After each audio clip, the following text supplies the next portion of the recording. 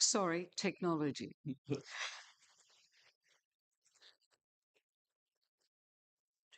Okay, I'll start again. Good afternoon and welcome everyone to the first council meeting for 2026.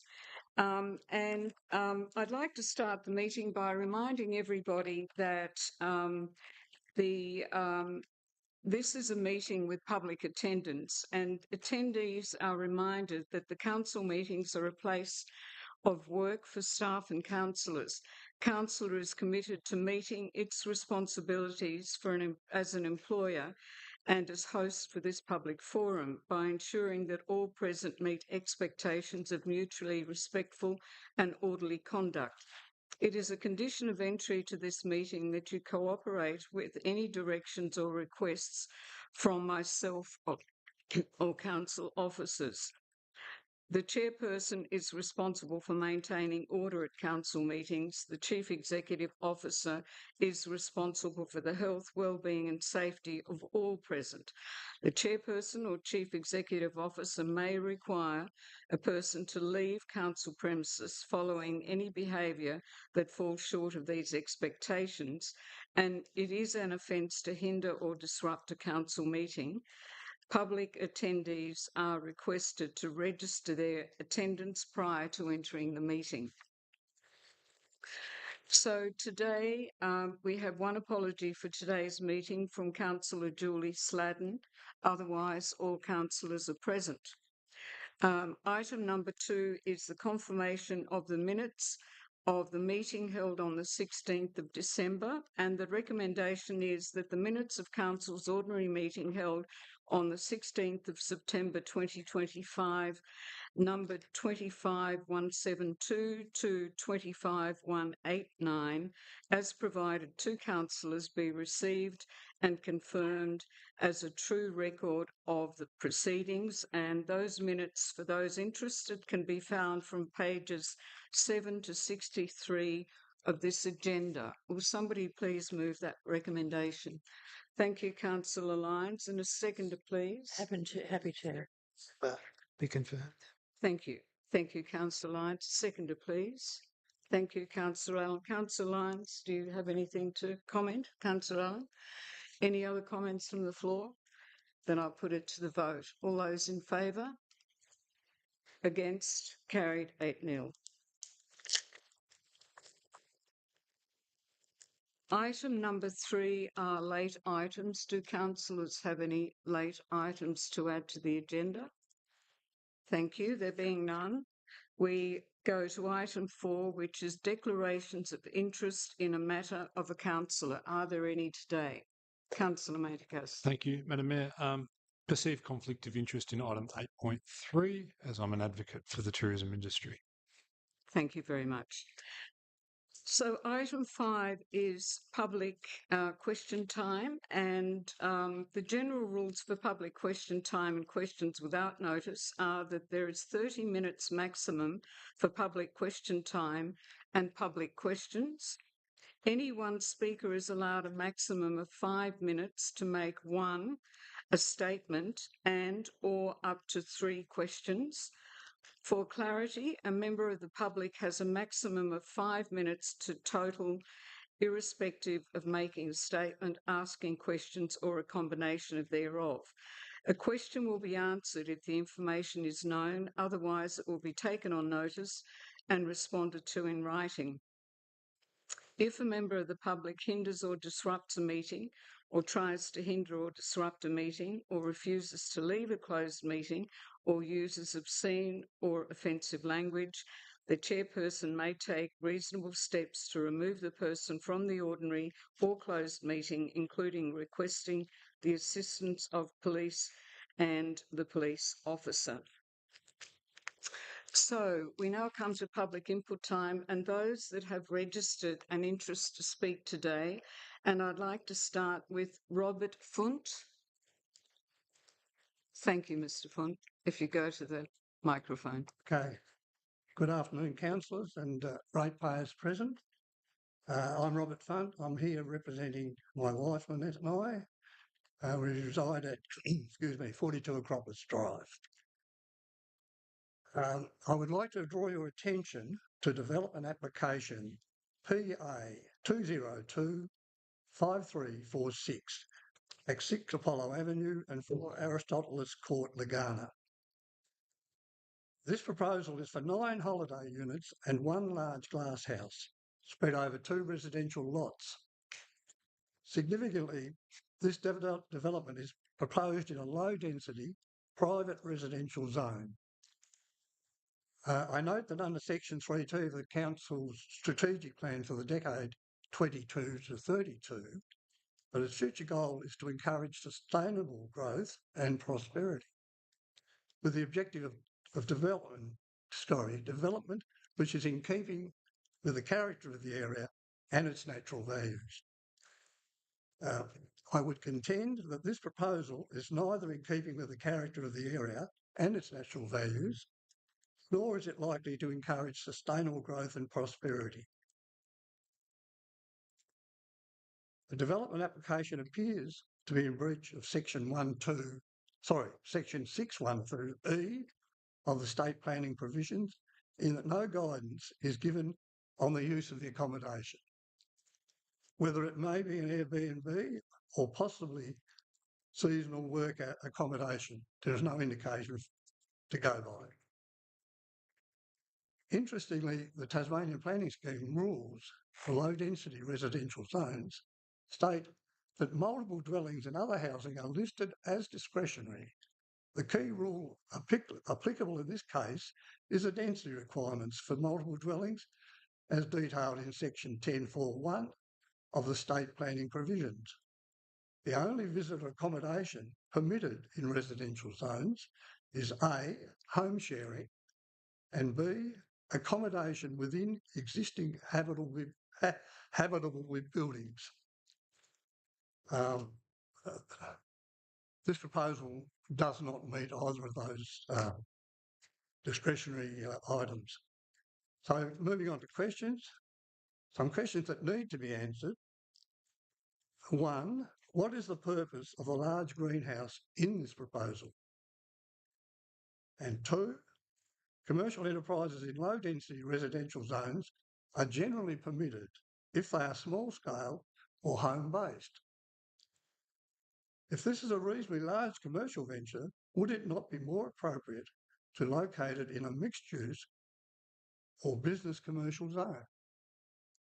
And 3, is it possible that at some point in the future, this development, if approved, could be converted to long-term rental housing? Thank you. Mr. Funt, I'm taking it you're talking about a development application that hasn't been put before council yet. That's true. So it's very difficult for us to answer any questions that you're putting to us.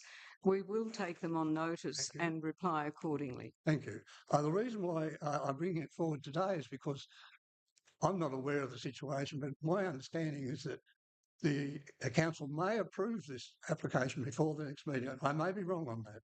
No, all development applications come to council. If they are not a straightforward development application, our planning people can approve it. If there are any other considerations that have to be made, then it does come before council. Right. So at the next meeting, we may be able to discuss this further. Yes. Thank you. Thank you very much for your attention. Thank you for coming. Thank you. The next speaker is Ross Metzger. I hope I've pronounced that well.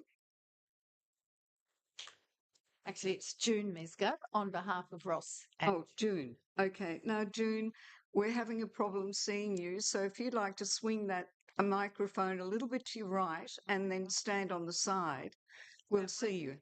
Which side? Yeah, that side. the other side. Yeah. That's the way. Now we. Yeah. Right. So you can imagine the problems I'd have trying to. It was a bit high for me. I thought, yeah, okay. Good afternoon. Thank you, Ross. Madam Chair and June and others present. I live in Lagana. My name is June Metzger, and this statement is from both me and my husband Ross. And we want to thank the West Tamar Council Planning Department staff for their professional advice and information and about options and processes during our application inquiries. Professional planning services and submission were also provided by Know the Land Consulting, and separate legal information was provided to us. Our location remains within a low density residential zone.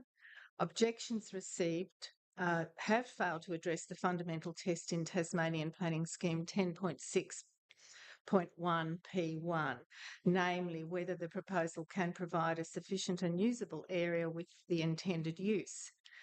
The application by us meets the test under the Tasmanian Planning Scheme 10.6.1 P1. We understand that objections on covenant grounds are not relevant to the planning scheme and do not impact on the Council's assessment of subdivision application PA 2025340. We are aware of some concerns that future development will erode the character and value of the existing homes in the area. However, the existing landscape trees and gardens on our existing Lot 24 will remain, as will the neighbours' privacy and views. We very much appreciate the existing garden and trees on our property, this being a key factor in our purchase of the property. The planned dwelling will be located on the existing extensive lawn with sufficient open space around the dwelling. We intend to build a single-level private architect designed dwelling on the subdivided lot, if approved. The proposed dwelling will be surrounded by the environmentally attractive existing extensive trees and shrubs located around the perimeters of proposed Lot 2. Our location at 20 Tanner Drive is perhaps one of the most significant contributors to the Tanner Drive in terms of its attractive landscaping, and this will not be changed. We are an intergenerational family living at 20 Tanner Drive. We are elderly, and Ross and I require a level of independence and close assistance best provided by our daughter and granddaughter living adjacent to the main house, which an additional dwelling as proposed on the subdivided lot would provide us. As outlined in our submission, the subdivided lot and the single-level dwelling will comply with the relevant aspects of the Tasmanian State Planning Scheme and the West Tamar Council requirements. We believe that the comments in relation to precedents are irrelevant to the Council's assessment. Council has applied the low-density residential zone to this section of Tanner Drive while not applying the residential supply and density SAP. It would appear that this section of the low-density residential zone acts as a transitional area between the higher-density general residential zone and the lower-density areas of Tanner Drive that are subject to the SAP. Properties within this area have that capacity to subdivide and may do so based on their merits under the planning scheme. It is not a question of precedence, but rather compliance with applicable standards under the scheme. Our application aligns with West Tamar Council's strategic plan's goal to encourage sustainable growth and prosperity in affordable housing. This also is a nationwide imperative. Thank you in anticipation of approval, as per the Planning Department's recommendation to Council. Thank you very much.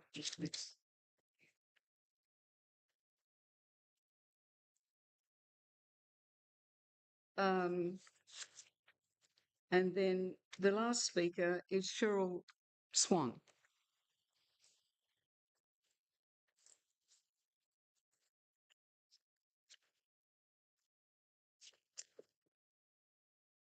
Good afternoon. As I know you've noticed, we have some temporary 40-kilometre-an-hour signs that have been installed in Exeter. Already had to be altered because they put the poles in the wrong place and people in wheelchairs couldn't get through, could they? I would like to know if the council would support having the southernmost sign move back towards where the yellow school sign is. So it's before the road where the schools are rather than opposite. I think it's opposite the bakery. It's a little bit too far in. So it needs to be back where the schools, before the schools. Just, to allow children to cross the road a little bit more safety would be really good. So before the medical centre and chemist on the opposite side of the road and the bakery and all that. So I'd ask council to perhaps approach state growth to have that done. Secondly, just wondering if is it possible for us sitting here observing a council meeting to be able to see one of these signs and see what's going on. It would be really helpful We are, to participate. Ms. Swan, we haven't totally completed the outfitting of this room. There is going to be a screen behind the councillors for the benefit of those in the public gallery. And so I can't give you a timeline at the moment, but it is in train.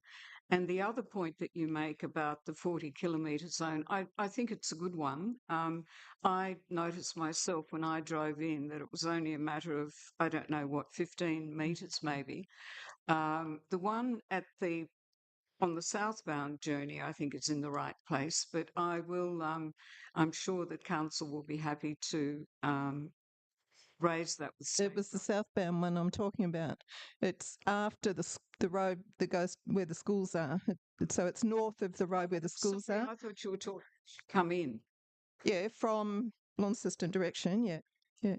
Well, that's yes, yes. But also on that, the one that's outside the hotel, when people are coming out of Frankfurt Highway, it's a bit hard to take in all these signs when you're coming out of the major intersection. I feel that should be further back also towards where the tourist information centre is too. So just a little bit further back, so people got time to see these signs and make the adjustment to their speed instead of doing it as when they're right in the middle of the shopping district where all the traffic is trying to come and go and pedestrians, etc. It would mean that, I mean, we'll certainly raise the issue with state growth, but putting one further along near the visitor centre would mean that people coming out of Frankfurt Highway and turning right into Exeter won't see the signs. No, there really needs to be one in Frankfurt Highway as well. We will raise it with state growth. Yep. Right, good. Thank you. Thank you. So there are no more questions for public input time. So we go to item 5.2, and that is public questions on notice. And the questions and the replies are found on page 68 and 69 of this agenda paper. So 5.3 is responses to questions from previous public input time or public, and those the questions and answers can be found on pages 70 to 76 of the agenda.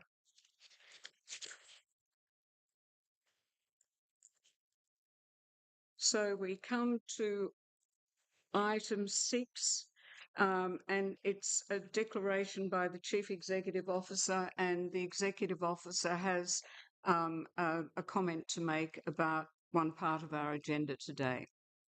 Councillors, as has been discussed at workshop, I'd like to apologise in relation to planning PA 2025 326, plan item 4 for 24 Pomona Road.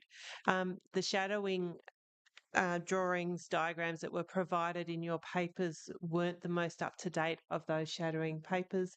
They've now been provided to you and they will be updated. Those will be updated for members of the public in the agenda in the next couple of days. It's replacing pages 162 to 163 of your agenda. Thank you, CEO. Item 7 is we come to the planning items on this month's agenda, and there are 4 items. 7.1, Plan 1, PA 2025 357 is for residential single dwelling and outbuildings at 106 Eiger Court, Grindelwald, and the recommendation, and the details of that particular item can be found from pages 78 to 100 of the agenda. And the recommendation is that the application PA 2025357 be determined as follows. A, the requested variations comply with the relevant performance criteria to be supported. B, matters raised by the representor have been considered but do not alter the assessment against the scheme or the recommendation, and that the application for residential single dwelling and outbuilding by Adam Blackwell and Fiona Elphinston for land at 106 Iger Court, Grindelwald, lot number 14 on plan number 189241 be approved subject to the conditions that are found from pages 84 to 87 of the agenda. Will somebody please move the recommendation?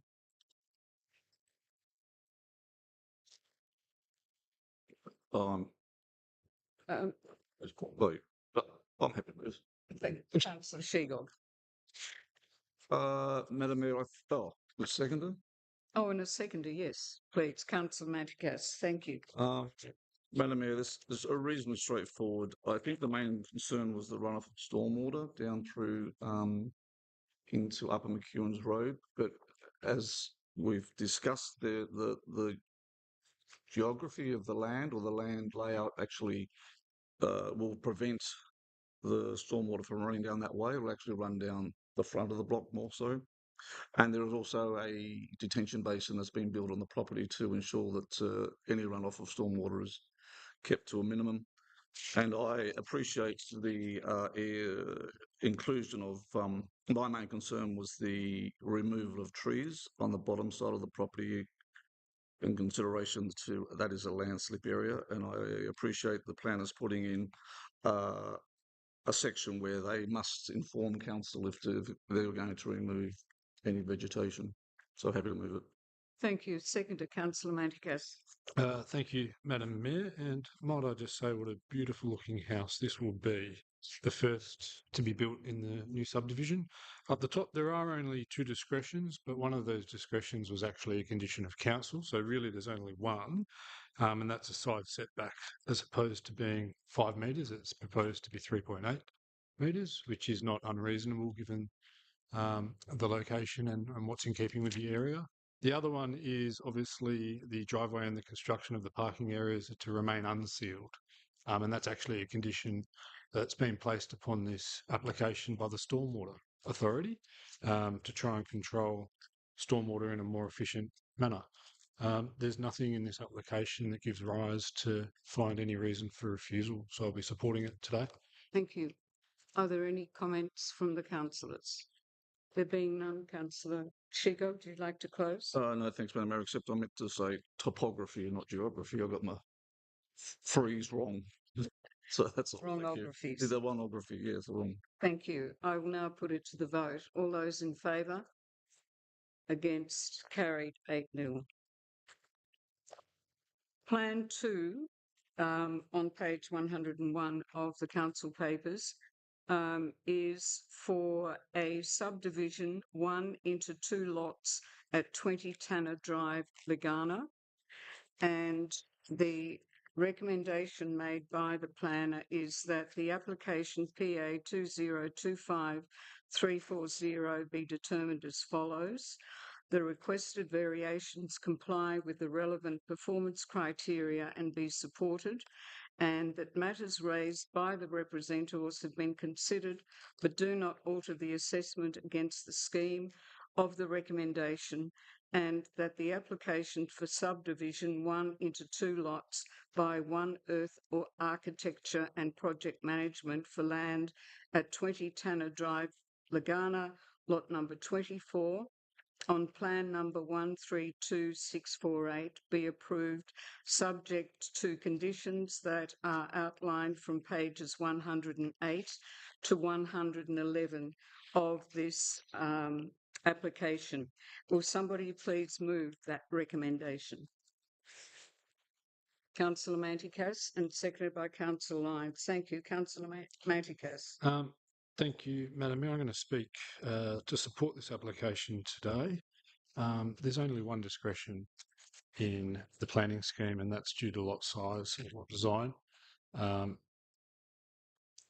There are provisions within the planning scheme under the performance criteria and another table that allows these lots to be 1,200 square metres, for which both lots are being proposed as such. The lot is 1,200 metres is a significant amount of land. It's not what I'd consider a small lot. So I still see it as keeping in the area. And I note that less than 100 metres away, there's much smaller lots.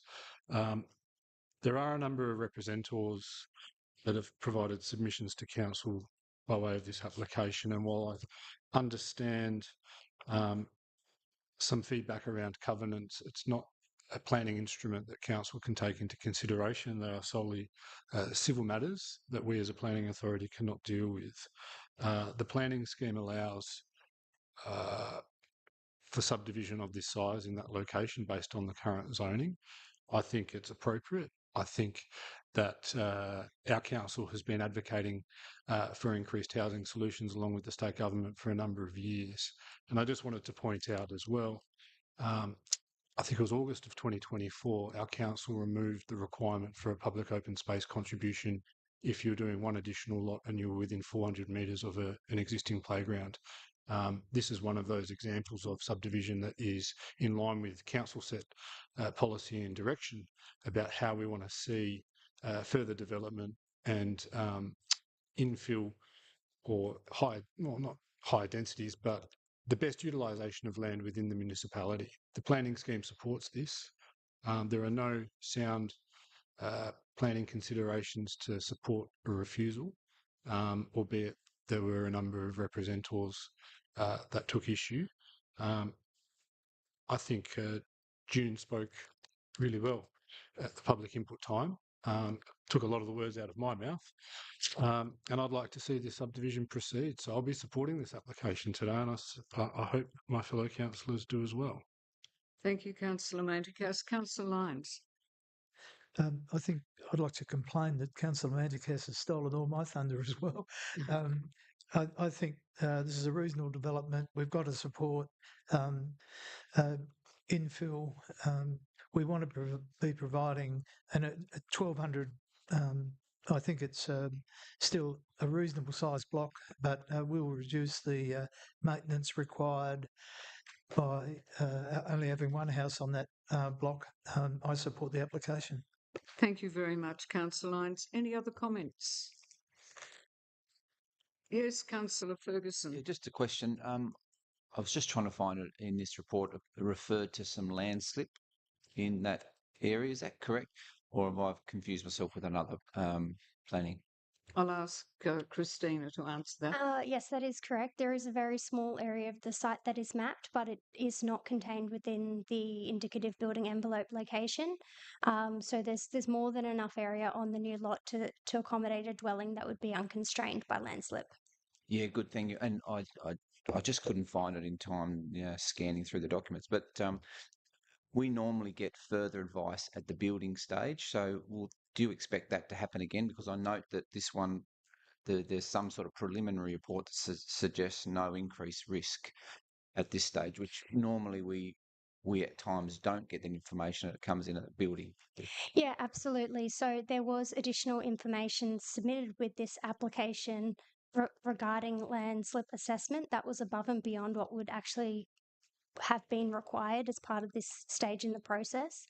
And given that the future dwelling will not be located within that mapped area, there won't be the need for that further assessment down the line either. But it does give us that assurity that it is a relatively unconstrained lot that is suitable for development.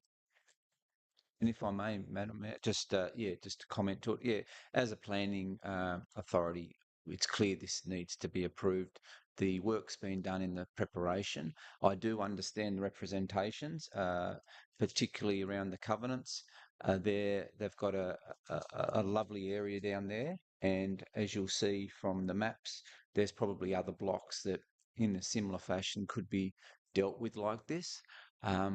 So I'm sympathetic, but it's important that they understand that we are making this according to the planning rules, which certainly allows applications to be performed tested, and so the block sizes are still over 1,200 metres. And I think in this situation we need to approve the application.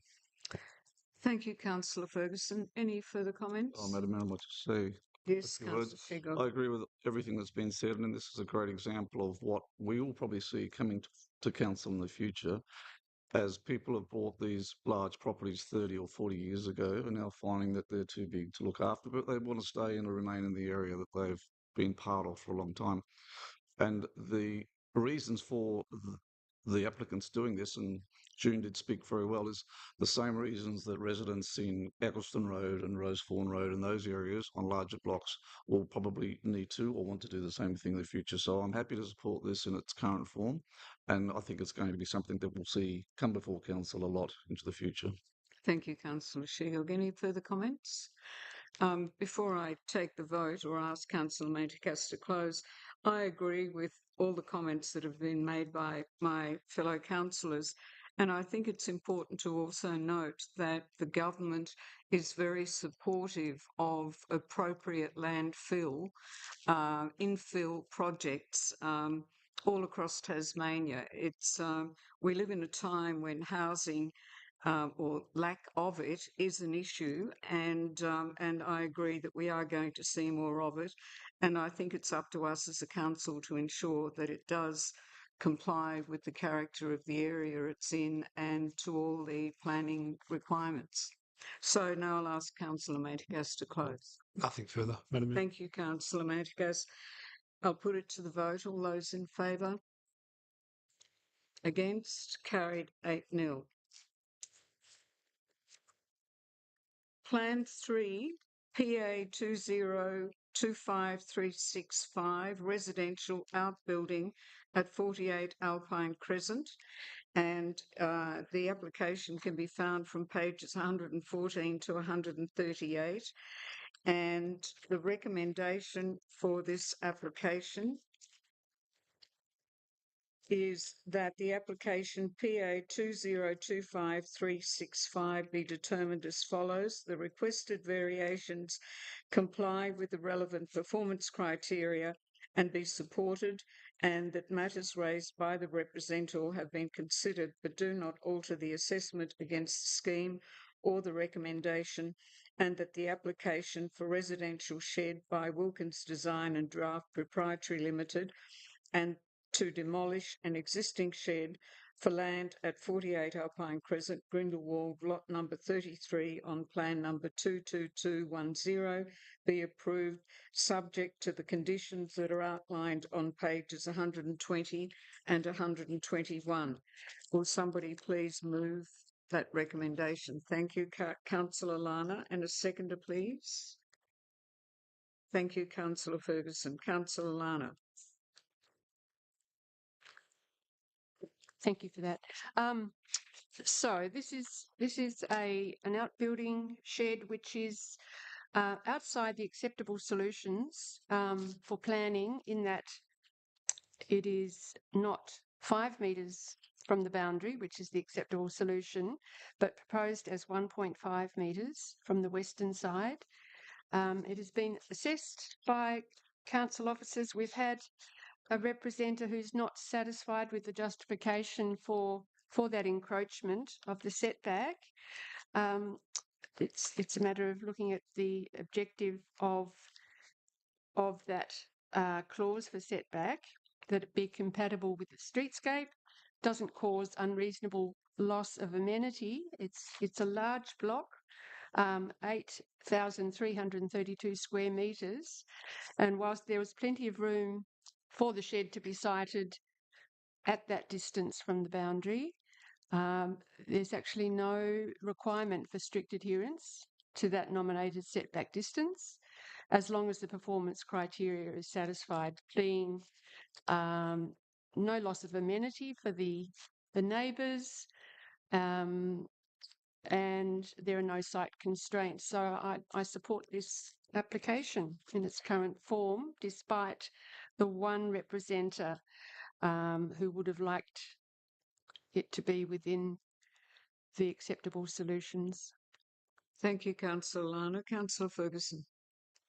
Yeah, just to add, this application also is to demolish some older outbuildings and replacement of the said building. It's a modest size. I think it will be fitting in that area. I can see how um, the landowner is utilising the rear of that block. It is certainly for private use and probably maintenance of their land. So I think it's a very good application. Yes, the side setback could have easily been 5 metres. However, in this case, the application has asked for testing the performance of it at a closer setback, which I fully support. There is no amenity issue here, so it needs to be approved. Thank you, Councillor Ferguson. Are there any other speakers to this application? Yes, Councillor Manticas. Thank you, Madam Mayor, and I concur with the comments of Councillor Ferguson and Councillor Lana. In some degrees, I feel quite sorry for the applicant that you've got a representor that's telling the applicant how to use their land and where to locate the shed on their property, whilst demonstrating compliance with the planning scheme. I suspect a lot of time has been wasted by this representation being put against this proposal. It is absurd to think that other property owners are going to try and dictate to other property owners how they best should utilise their own space. And I feel that this could have been one of those projects that could have been approved a lot earlier without the need to come around this table. We're talking about one discretion. That's it. A minor discretion on a huge lot with no overshadowing. It's beyond me that this has even come before council, but based on that representative, I guess it has to. I'll be supporting this application here today. Thank you very much. Are there any other comments? There being none, Councillor Lana, would you like to close? Thank you, Madam Mayor. Just in closing, yes, the matter of amenity, it's often overshadowing, and being on the western side of the block, there is no issue there at all. So it's puzzling as to why it has been brought before council, but so I fully support it. Thank you very much. I'll now put it to the vote. All those in favour? Against? Carried 8-0. And the last planning matter for this month's council meeting is Plan 4 PA 2025-326, and it's residential multiple dwellings by 2, 1 new and 1 existing, at 24 Pomona Road, Riverside. The details of this application can be found on pages 127 to 128. And the recommendation of the planner is that the application PA 2025-326 be determined as follows. The requested variations comply with the relevant performance criteria and be supported, that matters raised by the representative have been considered but do not alter the assessment against the scheme or the recommendation, and that the application for residential multiple by 2, 1 new, 1 existing, by design to live for land at 24 Pomona Road, lot number 19, on Plan 22037 be approved, subject to the conditions that are outlined from pages 138 to 141 of this item on the agenda. Will somebody please move that recommendation? Yeah, Councillor Lyons. Seconder, Councillor Ferguson. Well, Madam Mayor, I was going to ask a question to start with, but I'll second the motion. Yes. Okay. So I'll go to Councillor Lyons first. Who moved? Councillor Lyons.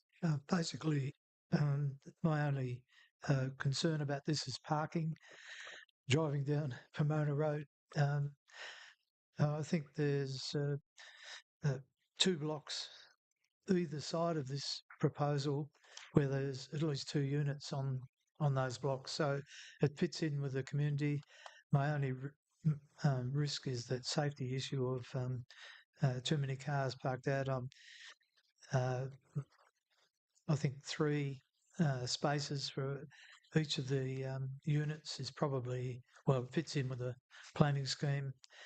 And I can't see, I mean, it's actually what's going on all the way up and down Pomona Road. It just there's another infill that fits in with basically over the other side of Pomona Road, and as I said, 2 blocks either side. So I support the application. Thank you very much, Councillor Lyons. Councillor Ferguson. Yes, Madam Mayor, I was hoping I could actually ask a question and that would allow me to offer or make the recommendation that we have an amendment, but I'd need the consent of the mover. But I just need to ask a question of the planner, if that's okay. Yes, you're most welcome to do that. Apologies for this, but I just wanted to ask the planner, do you see any issues with approving this subject to it meeting clause 8.4.6, which is that the office window of Unit 1 has a sill height of not less than 1.7 above the shared driveway, or fixed obscured glazing above extending to a sill height of not less than 1.7 above the floor level? Do you see an issue with having that amendment inserted? That specific matter in terms of, so what you're referring to is the proximity of the office window of the existing dwelling to what is now becoming a shared driveway. So whilst it is an existing dwelling, it previously wasn't shared, so that wasn't a requirement until now. The assessing officer has assessed that and considered that it won't result in a significant loss of amenity to the inhabitants of that dwelling, given the intention for that to be continued to be utilised as an office. However, imposing that condition onto the permit would not create significant ramifications or anything in terms of our assessment or in terms of the proponent being able to carry out the development. I would suggest that in terms of screening, that would be a less desirable option in terms of still permitting sufficient light into that room. So at the very most, in terms of amenity for that particular room of the house, at most maybe an obscure glass, but certainly not a reduction in window size or like any form of solid screening.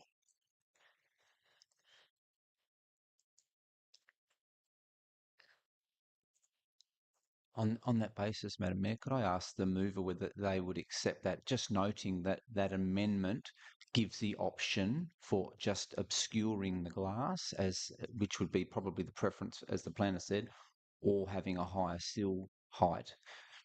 Councillor Lyons. Yeah.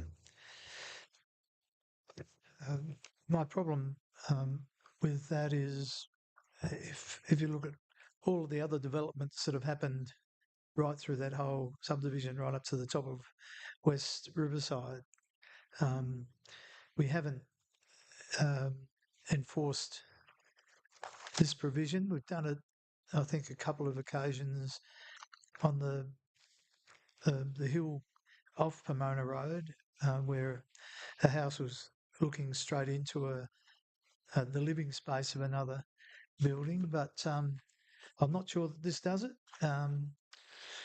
Look, I don't have a problem with it, but I think it's an unnecessary imposition on the developer. So that's a no. Yes. Yes. Thank you. Madam Mayor, can I move an amendment? I think we have to hear the speakers. No, you can move. We can move an amendment as long as there is a seconder, and then we'll need a few minutes so council officers can put the amended clause up and make sure we've got the right wording. Sure. My amendment would be, as a reasonable planning permit condition, that should that office be used as a habitable bedroom, at such time, obscure screening is to occur on the window of the office. Can I have a seconder for that, please? Go on. Caroline. Councillor Lana, I beg your pardon. Now, if we can just have a moment, please, so that we can get the wording right. Councillor Manticas, if you want to just come over and help us get that wording right.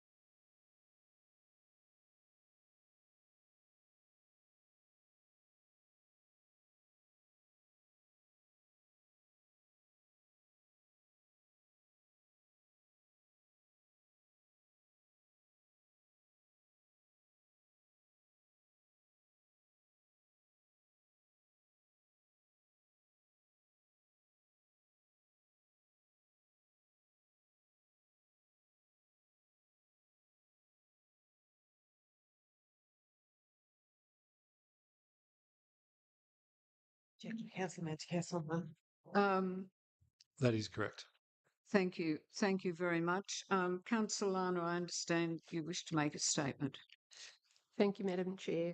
I was just consulting with my colleague here as to which was the office room. I thought it was the one by the fence, but I see that it's well out into the middle of the block with a big distance between that window and the next building. We do all value our light and even view, the option of having a view or pulling a blind. So I feel at this time that I don't wish to support the motion in its amended form. So you're withdrawing your support to Yes. second the motion? Yes, she is. Yes. So then I need somebody. Yes, I'm happy to second if that's appropriate. I don't believe you can, Councillor Ferguson, because you had seconded the original motion. It hasn't yet. This is No. the amendment that you're now seeking. So we need a seconder who didn't either move or second the original motion. Now, just to get really tricky, if I can get the consent of the first and second motion mover of the original motion, Yeah, then it just goes straight through. Yes. So you're happy with that change? Happy with that. Thank you. So now we All come right. to Can we just give the officer 1 second to throw it into the full recommendation so it sits in the place where it's meant to, and then we can move to a debate, starting with Madam Mayor, Councillor Lyons, who moved the motion.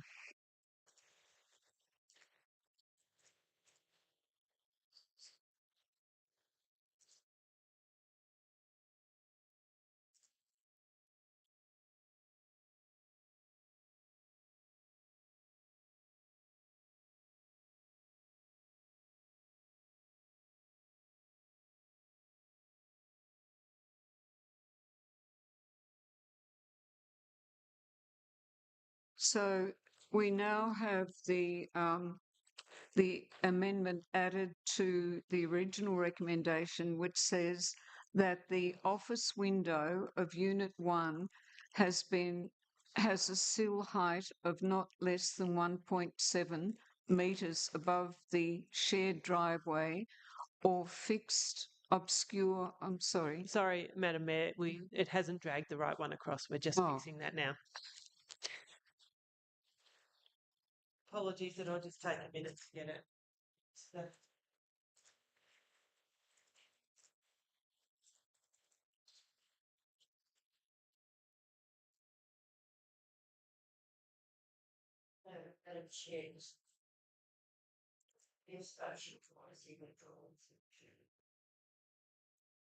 Are you withdrawing? Yes. Okay, so then somebody will have to move the.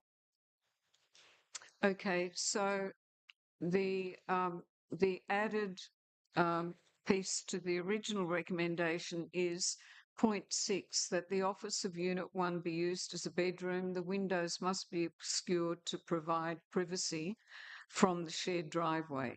Is that correct? yes, it is. Thank you very much. So now, Councillor Lyons, you withdraw your move to the recommendation? Yes. So then I require, yes, Yep. a seconder. Yes. Thank you. Thank you very much. So now, Councillor Lyons, you can speak. You don't want to add anything further? Thank you. Councillor Ferguson, do you wish to add anything? Yeah, I would, and I would commend council. This is nothing to be embarrassed about in terms of our meeting procedures. This has been handled very well. The fact is, I wanted to ask this question first because this application, in my view, has got some areas that are, are almost marginal, and so these buildings are going to have a lifespan of use beyond uh, this planning authority in terms of our current council. And so this is one way that we can improve the privacy for that room. the window is 0.7 of a metre away from a shared driveway. So having this potential condition for obscuring, if it's used for a bedroom, is essentially my original the intent of my original amendment. So I'm going to support this application because I can see on balance it has had a lot of attention. It's got a number of discretions that I would say that there's some of them are quite marginal, and in the least we have to make sure we have provisions for privacy on that front house. So yeah, thank you for the amendment, and I'm happy to recommend it. Are there any other speakers? Councillor Ireland and Councillor Allen, did you indicate? No, Councillor Ireland. Yeah, look, I think the amendment is a bit debatable because if this was my office, I'd love to be able to look out of the window and look at the birds on the trees or whatever. And if you're going to say it must be obscured, even in a bedroom, you need your light. So I would, if you want to obscure it, you just draw the curtains. So why do you need to go to all this trouble? And I mean, it's a tiny bedroom. You'd be lucky if you get a single bed in there. So I don't know. I think that amendment is probably not, doesn't carry any weight at all because it, do you mean the window must be permanently obscured? Do you mean obscured with frosted glass? Do you mean a curtain? Do you mean a blind? Whatever. Yeah, I think it's getting very meaningless. Are we going to go back every year and see if there's a bedroom or not? I doubt it. So, look, if we leave that amendment in, it probably won't make any difference. Nothing will change. They'll build the. By the way, do you realise it's a corner window? It's got windows on two sides as well. It's looking that way and that way. So, it's on the one side, you're not adjacent to the driveway at all. So, do you mean the window facing the driveway or do you window facing the pond or whatever it is in the middle there? So there's two windows, one on one side and one on the other side. Thank So you, not keen, Councillor really. Ireland. Any other comments? Councillor Matikas. Thank you, and I might maybe provide some insight into if on the plans this room was to be used as a bedroom, the obscure screening would be required under the planning scheme. So the fact that they're saying that it's an office, it is still technically considered, in my view, a habitable room, and should they choose to use it as a habitable room, this permit condition requires them to then meet planning scheme. It's not about reduction of light, it's about added privacy to somebody who uses a habitable room as a bedroom when they're within 2.5 metres of a shared driveway. It's in the planning scheme. So this is not saying that they have to go out and do anything. But if the future use of that room is to change to the point where they decide to use it as a bedroom, they'll be required by this permit condition to comply with the planning scheme and make sure that that window is obscured. And if they don't want to then use it as a bedroom 2 years after that, they could probably remove the obscure window as well. So this is about putting in a backstop.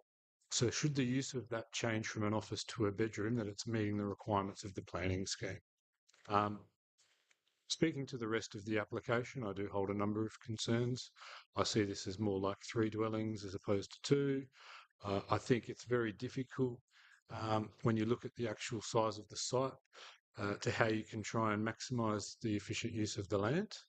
But yet again, where we are championing development that meets the planning scheme, and whilst this hits so many performance criteria, if you put the threshold against each individual criteria, there's just not enough to get it over the line to recommend it for refusal.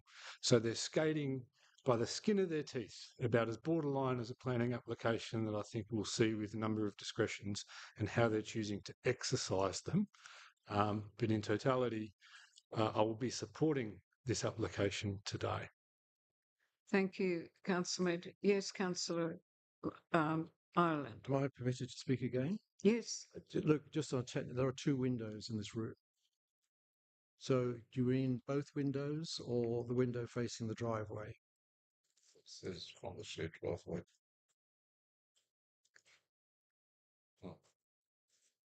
You're asking the question. The problem is the window.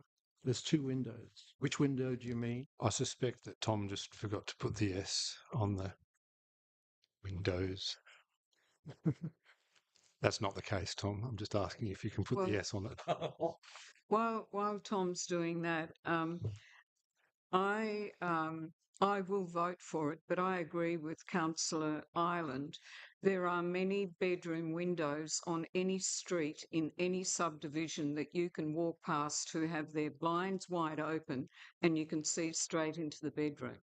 So I think that a bedroom in particular, I think that has windows that should be in a bathroom certainly wouldn't satisfy me. Um, I will support it, but I think we're just going a step too far with this privacy stuff when I can drive down a street and see a bedroom in every second house.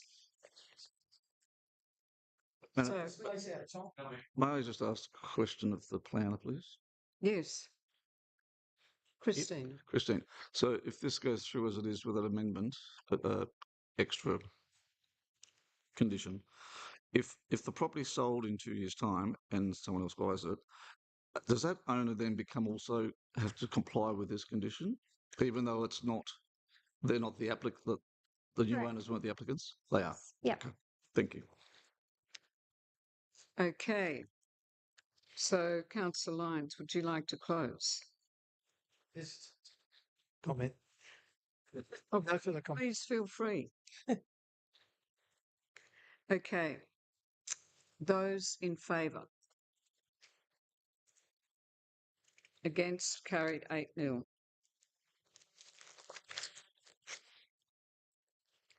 So now that's the end of the application matters. Item 8 is office of the Chief Executive Officer, and the purpose of this report is to provide a record of workshops held in accordance with the requirements of Regulation 10(3)(c) of the Local Government Meeting Procedures Regulations 2025.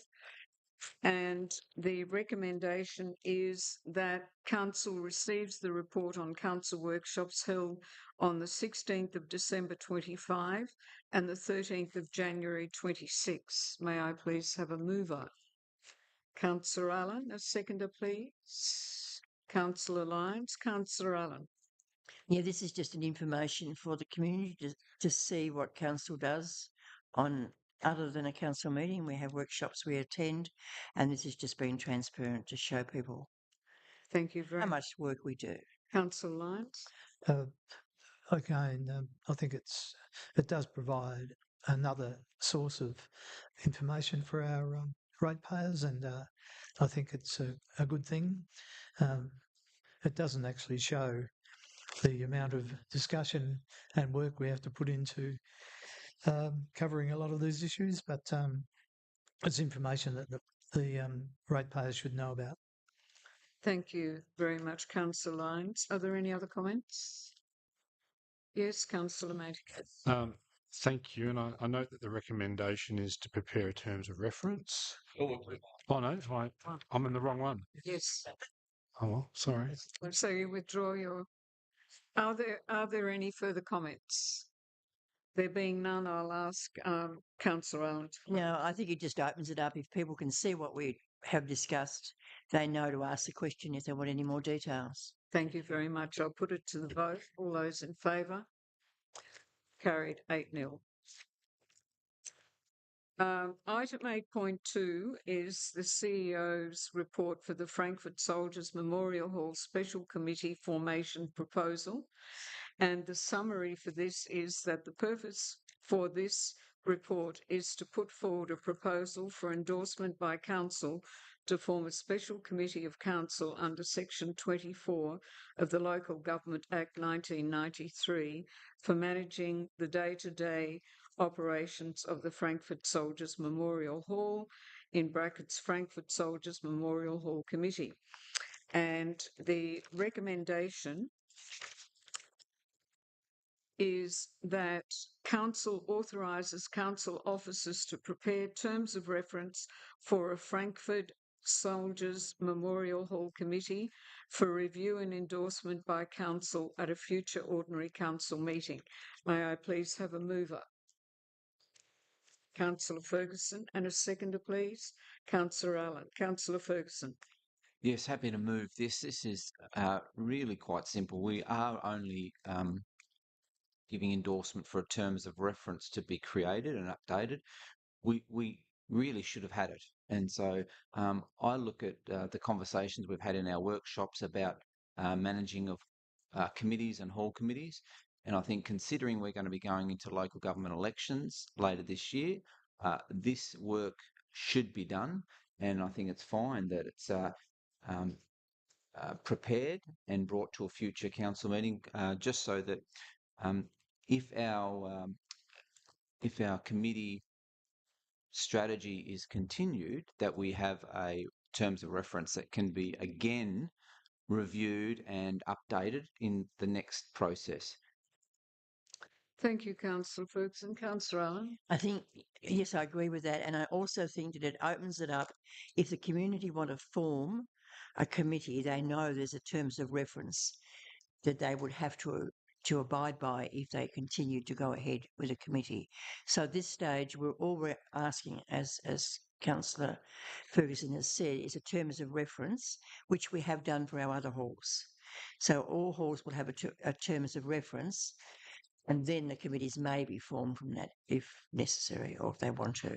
Thank you, Councillor Allen. Are there any other comments? Councillor Shegot. Oh, sorry, I think Councillor. And then, Councillor Lana and then Councillor Shegot.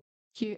As I understood from our discussion, it wasn't necessarily that we would run with terms of reference, in that there was another option of running the halls directly through council. And I'm just a bit puzzled as to the certainty that the terms of reference would be drawn. Madam Mayor, if I could, through the chair. So what essentially Councillor Lana are asking Council is whether they would like to entertain the possible management of this hall via a hall committee. If that's the case, we'll put in terms of reference. At the moment, this hall is managed by council staff in our council booking system. So what we're trying to understand and ask Council for a decision on is whether they are interested in potentially community stepping in to run the hall, and if they are, then we would work to draft some terms of reference in terms of how that committee would operate. That is a decision for council whether they would like to see that occur or whether they would like to continue to have Frankfurt Hall managed under our community area as it is now. Thank you, Thank you, CEO. Councillor Shegot. Thanks, Madam Mayor. I think the point is that this doesn't endorse a committee being established. It's just endorsing purring terms of reference, which I agree with. But I think after the discussion we had this morning, which lasted a lot longer than I thought it was going to, I would ask Madam Mayor that perhaps we have this at the next workshop as a discussion point for all of the halls, not just Frankfurt, because I think there's maybe some areas we need to look at for all our halls moving forward into the future, as to how we wish to deal with them and how we wish them to be managed. So that's my only take from this. Thank you. Yes, Councillor Lyons. I will support this motion because I think it would give us the groundwork for updating the terms of references for all the halls. So I guess it has to be done sometime.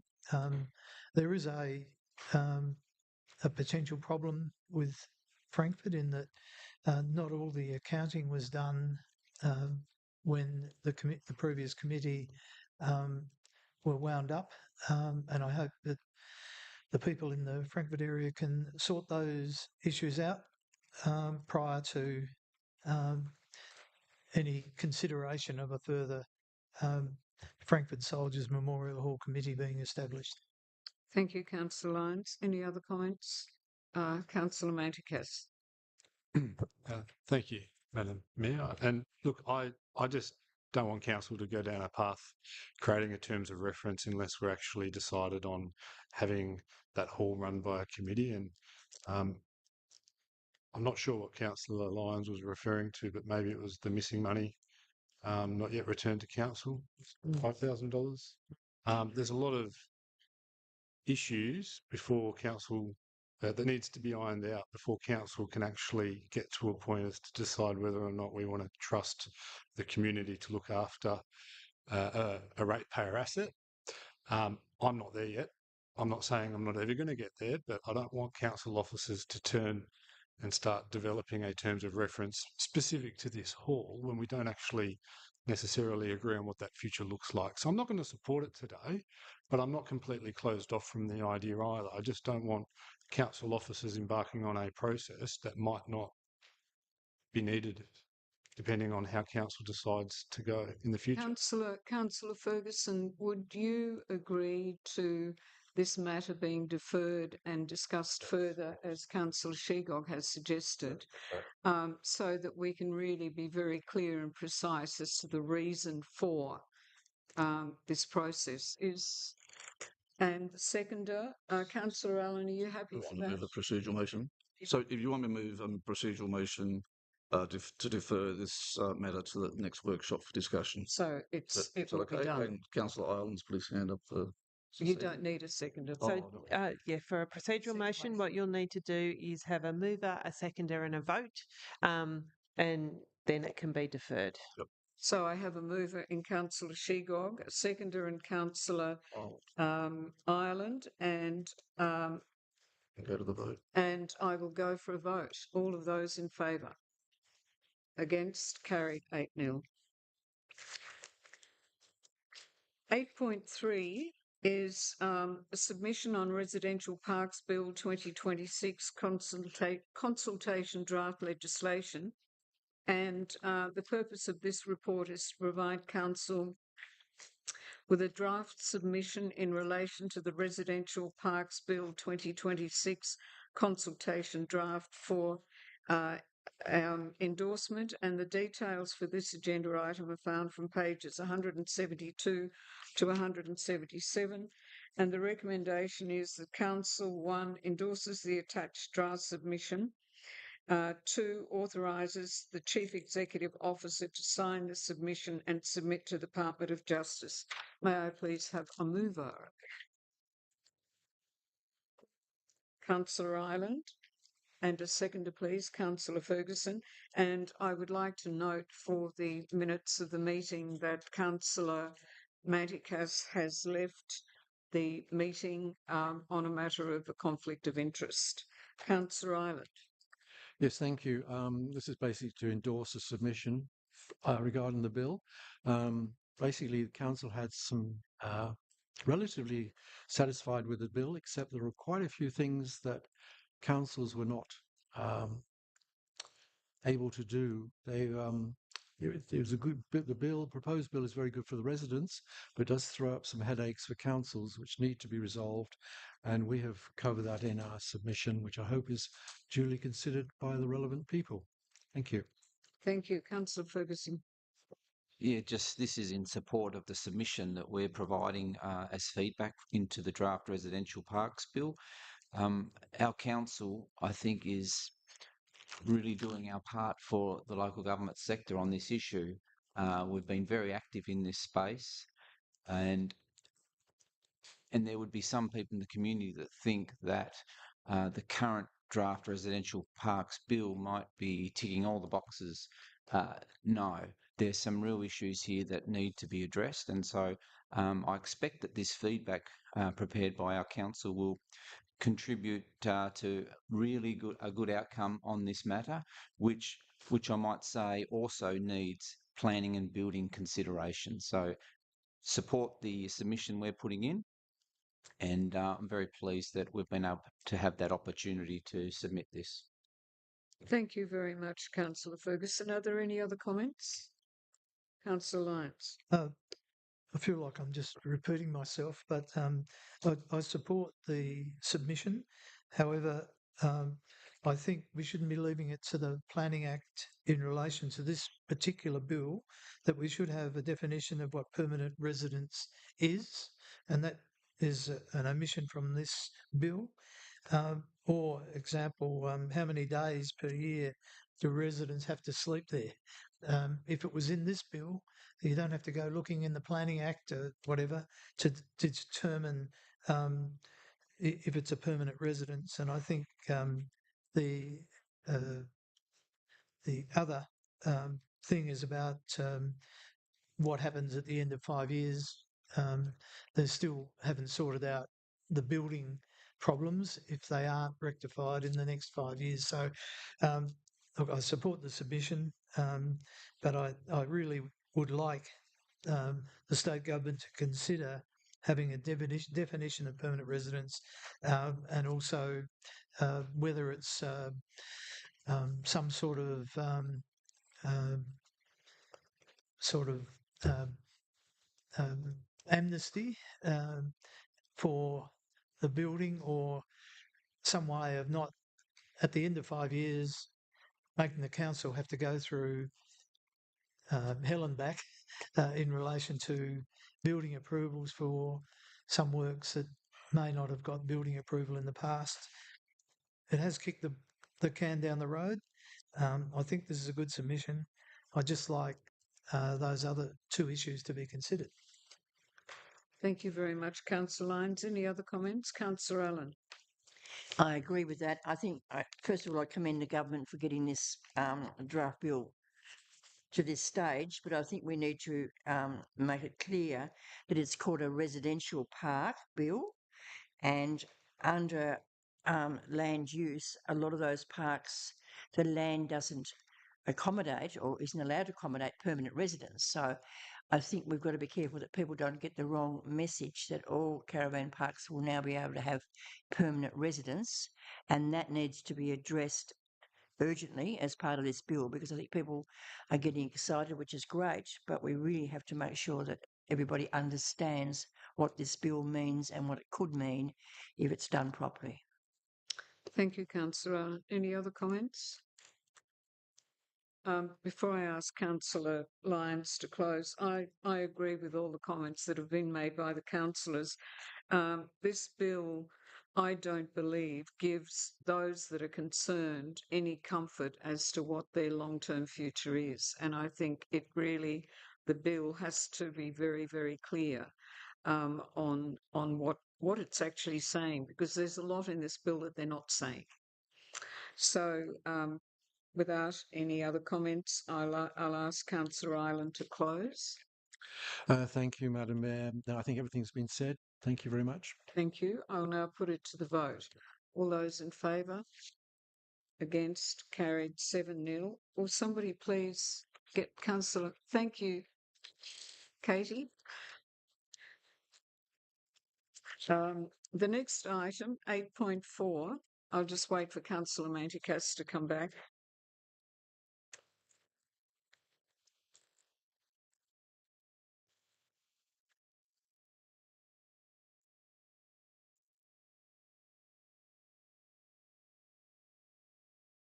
So item 8.4 is the renewal of the Northern Tasmanian Development Corporation funding agreement for 2026 to 2029.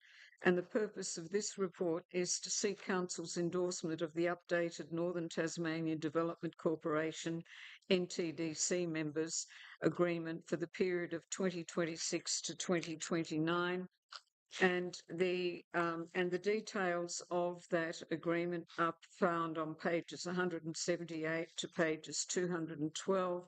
And the recommendation is that Council endorses the revived Northern Tasmania Development Corporate Funding Agreement for 2026 to 2029 and authorises the Mayor and the Chief Executive Officer to execute the Northern Tasmania Development Corporation Members Agreement 2026 to 2029. Will somebody please move that recommendation? Thank you, Councillor Allen. And a seconder, please. You happy, Councillor Shigog? Thank you, Councillor Allen. I think it's important that Council supports this recommendation. Over the years, the government has talked about council amalgamations. forced amalgamations, and part of that discussion stipulated that we need to have regional partnership agreements. I think it's a one voice. So if all the councils work together on regional development and significant projects, the outcomes are what is required by all councils, not just one council, and it makes it easier for the state government to work with one body instead of 29 councils. I also think that we're talking about 100 odd thousand, but if you take into account that council would then have to put an economic development officer on if we didn't have this body, plus all the work that goes with it, it would cost over that amount. So I think we should support it. Thank you, Councillor. And Councillor Schiegel. I totally agree with Councillor Allen, and I suppose for the more newer councillors on board, it is a really significant amount of money. But for those that have been here for a while, we have seen the results of the collaboration between NTDC and other councils across the across the state, but more so across the north. It's recognition of West Ham's great work that we're now the second largest shareholder, for the want of a better term, in this corporation. But also at the same time, it's important to note that in saying that, it also supports the smaller councils like Flinders Island and other councils that don't have that ratepayer base to engage with this corporation. So happy to support and look forward to the future association with them. Thank you. Any other comments? Councillor Lana and then Councillor Lyons. Councillor Lana. As the newer member of council, I'm just reading the detail of this this document, and it is saying at 2.2, each party separately acknowledges the benefit of each other party that they have entered into this agreement after mature consideration, reflection, and exercise of independent judgment. As discussed in workshop, I don't feel that I'm privy to enough information to see the benefit of this corporation. It seems to have been corporatised, whereas those ratepayer funds could go to those projects that might be needed. I just haven't seen evidence of the regional development as a result of this corporate body. So I won't be supporting this. Councillor Lana, if I could just make a comment. In your time on council, I agree that there haven't been any major projects that NTDC has pushed, but I can assure you that if you do go and do a little bit of back work on the items that NTDC was very instrumental in getting support for, not only in the last state election, but also in the last federal election, I think that might allay your concerns.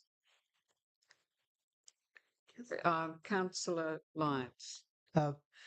Look, I support being a part of the NTDC.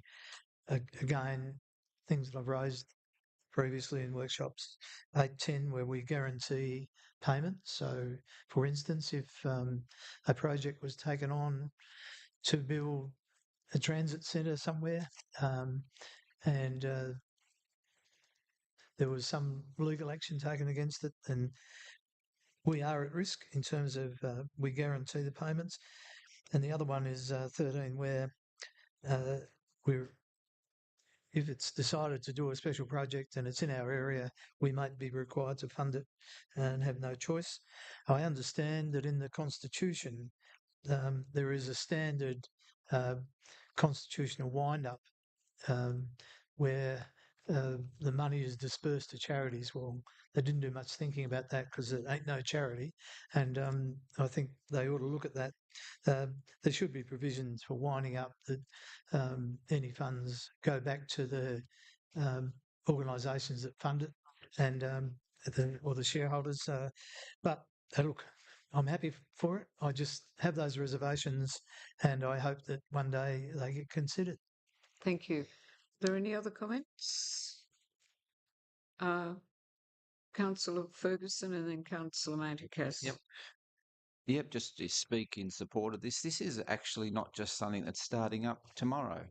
They're actually right now working for the benefit of the greater Launceston area, including our council. So I think with just a little bit of research, you'll see that there's a range of projects that are ongoing. We need coordination for the larger projects to actually happen, and we can't do these things alone. So fully support it. I will add that over the years we have been a council that has asked questions and have expected NTDC and the previous title to provide briefings and more information around our contribution and their advocacy. So I'm very happy with our position right now. We've been briefed, and there's a lot of information coming out of this organisation. So happy to support it. Thank you, Councillor Ferguson. Councillor Maticas.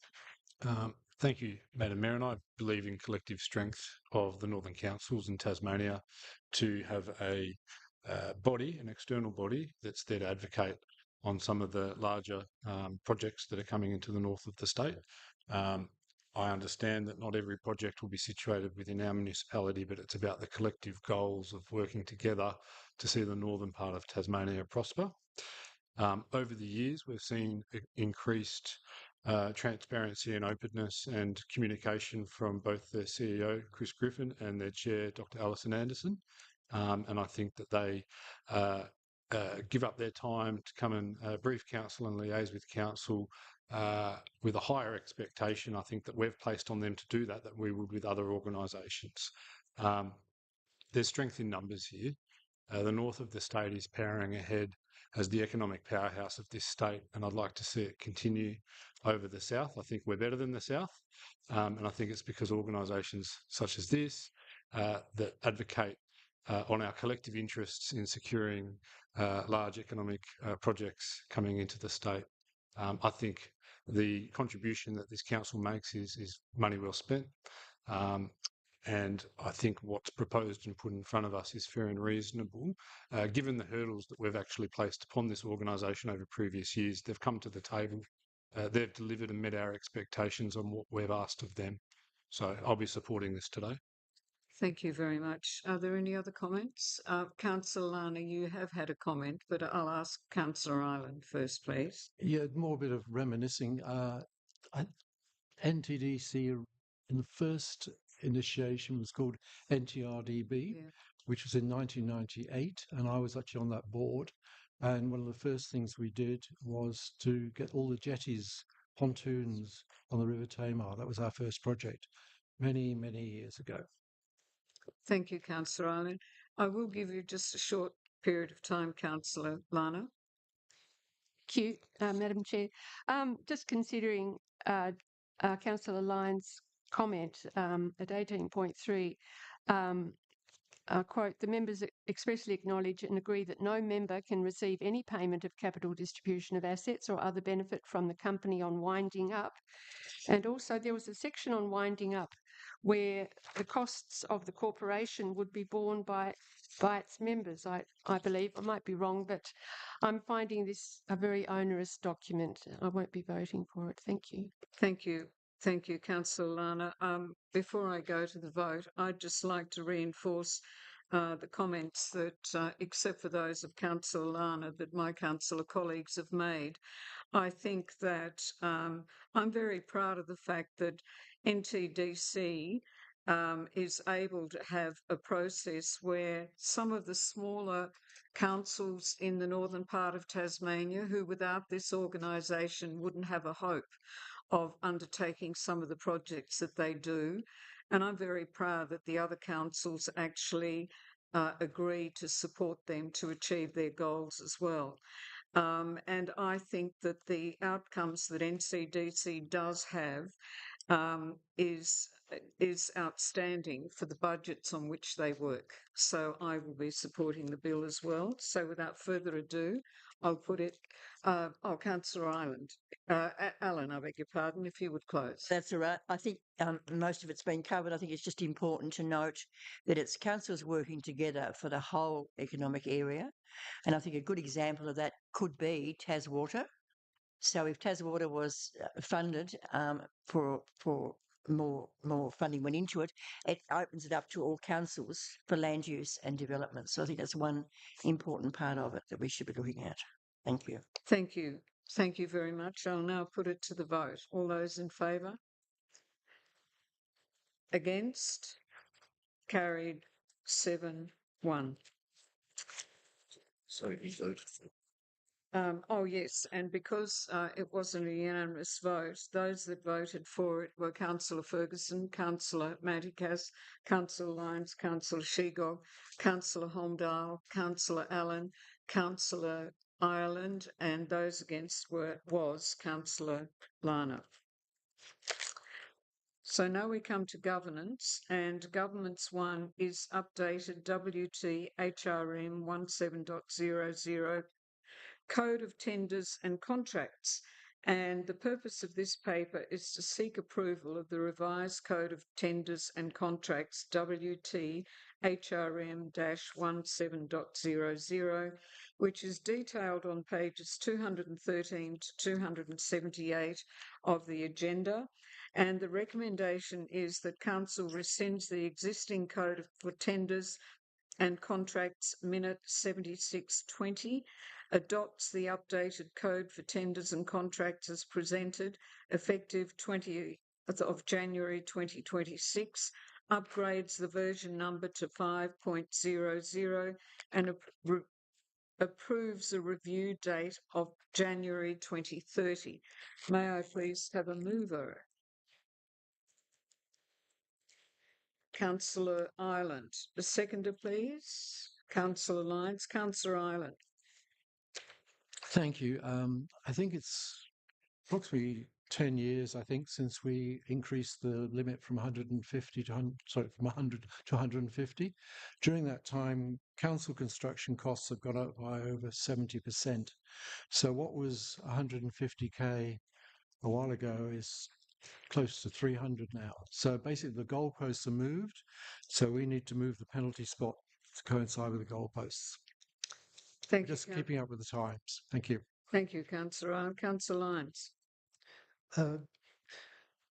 Having another process imposed on us, I get, being a 38-year bureaucrat, mostly in the health department, when people come up with forms and new policies, I always worry. But I was assured by the CEO this morning that there was enough flexibility in it to actually do the smart thing where it's required. So I support these new forms and all this new bureaucracy. Thank you, Councillor Lyons. Are there any other comments? Councillor Ferguson. Yes, I think this is an important step actually for our council. Under your leadership, CEO, I've got full confidence in our staff in executing their responsibilities, and we have a very good audit panel. This has been before audit panel. It's recommended that we do change our thresholds. That I believe some of them are in line with. I believe our current thresholds are actually under recommended thresholds in some legislation, I think. Anyway, that aside, support it. And I'd also say that public tender is not necessarily the best outcomes for our council. There's so much wasted time in businesses that actually don't have the capability in doing the work that we need doing. So I think this is excellent because it gives our council officers the opportunity to. They know the markets, they know their partners and stakeholders to get good competitive pricing. And so I think there's a view that public tender fixes everything. It doesn't. It probably costs you a lot more. And the work that goes into sometimes educating the contractors in what you need, although there's a place for that, can actually be counterproductive. So I think this is a good step. And the other thing is, for anyone that's not who's a bit concerned about it, is that this is always going to be monitored. And if there's more changes to be made, then that will happen. Thanks, Councillor Ferguson. Any other comments? Councillor Lana. Apologies for being a naysayer. It just appears that the Tenderlink transparent, open process where contractors can look at that website daily. It doesn't have to go to the papers, but there's an opportunity for them to see what the projects are and for them to have the opportunity to tender as they see fit. Our CEO currently has the ability to approve anything under 100,000, which seems reasonable, but to keep on increasing the limits, I can't see where the efficiency comes in that the Tenderlink process is more than efficient and transparent.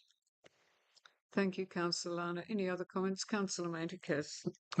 Thank you, Madam Mayor. And I'll take this opportunity to thank our independent chair of the audit panel, Andy Gray, because he goes through council policies and documents with a fine-tooth comb and he assesses them against how other councils operate and against how other legislation is currently worded.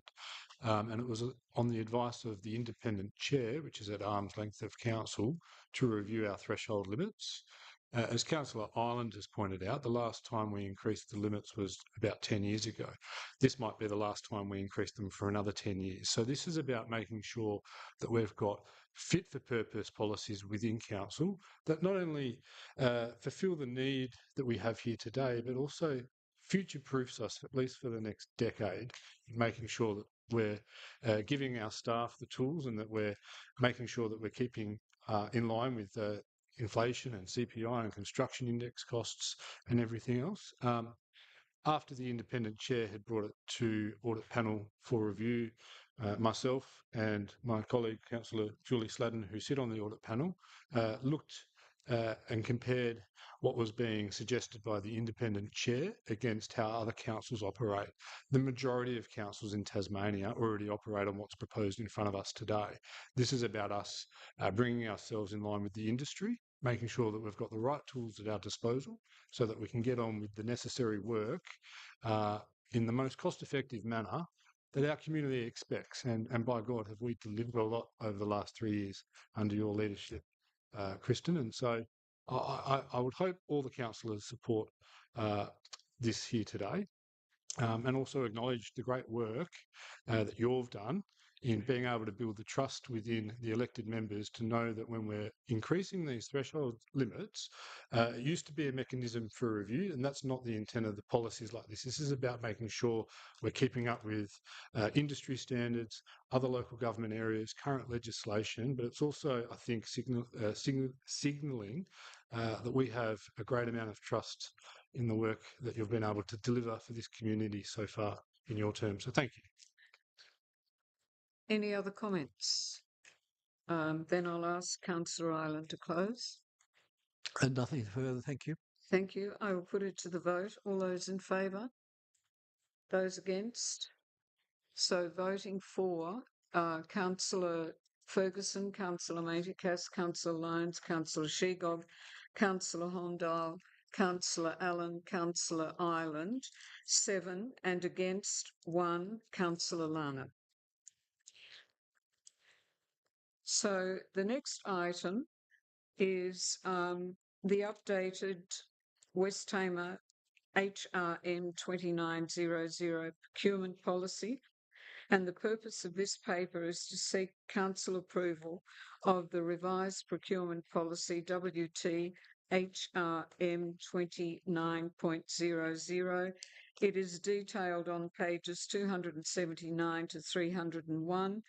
And the recommendation is that Council rescinds the existing procurement policy, minute 76/20, adopts the updated procurement policy as presented, effective 20 January 2026, updates the version number to 4.00, and approves a review date of January 2030. Will somebody please move this recommendation?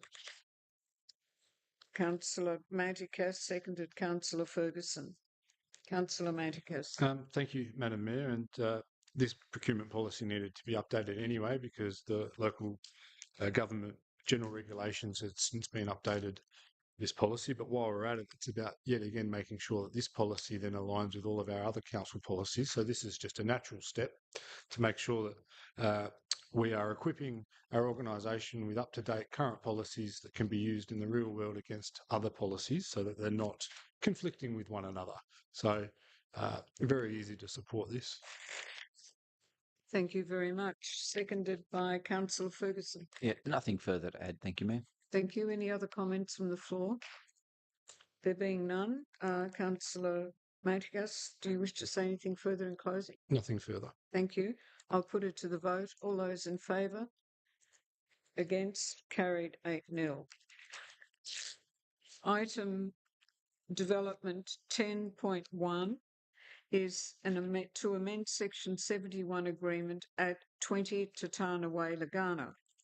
And the purpose of this report is to consider an amendment to a Part 5 agreement with respect to a minor amendment to the existing planning approval for land at 20 Tatana Way, Lagana, PA 2021-463-4, and it's detailed from pages 289 to pages 301.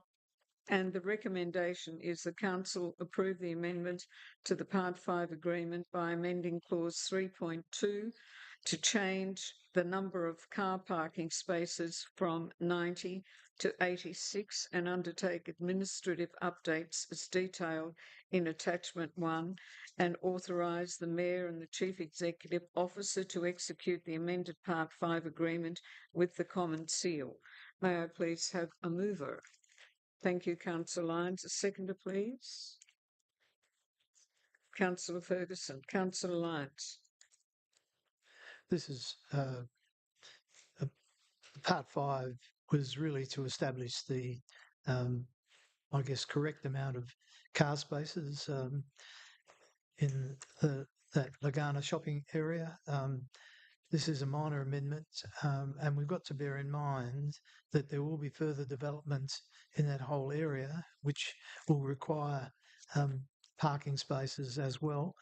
I know we had to support the Part 5, but this, I think, is a minor amendment and should help with further development in that area. Thank you, Councillor Lyons. Councillor Ferguson. Yeah, this should be this should be approved. We're involved in this because we do have the Part 5. The amount of car parking meets the acceptable solution. So it absolutely is in line with that and needs to be brought here because the Part 5 is changing. Thank you. Any other comments? There being none, would you like to close, Councillor Lyons? Nothing further. I'll put it to the vote. All those in favour? Carried 8-0. We now come to Section 11, Corporate, and Corporate 1 is a review of the financial hardship policy. And the financial hardship assistance policy was last reviewed in 2022. Following an officer level review, a number of changes are now proposed for Council's consideration, and they are detailed from pages 302 to 320 of the agenda.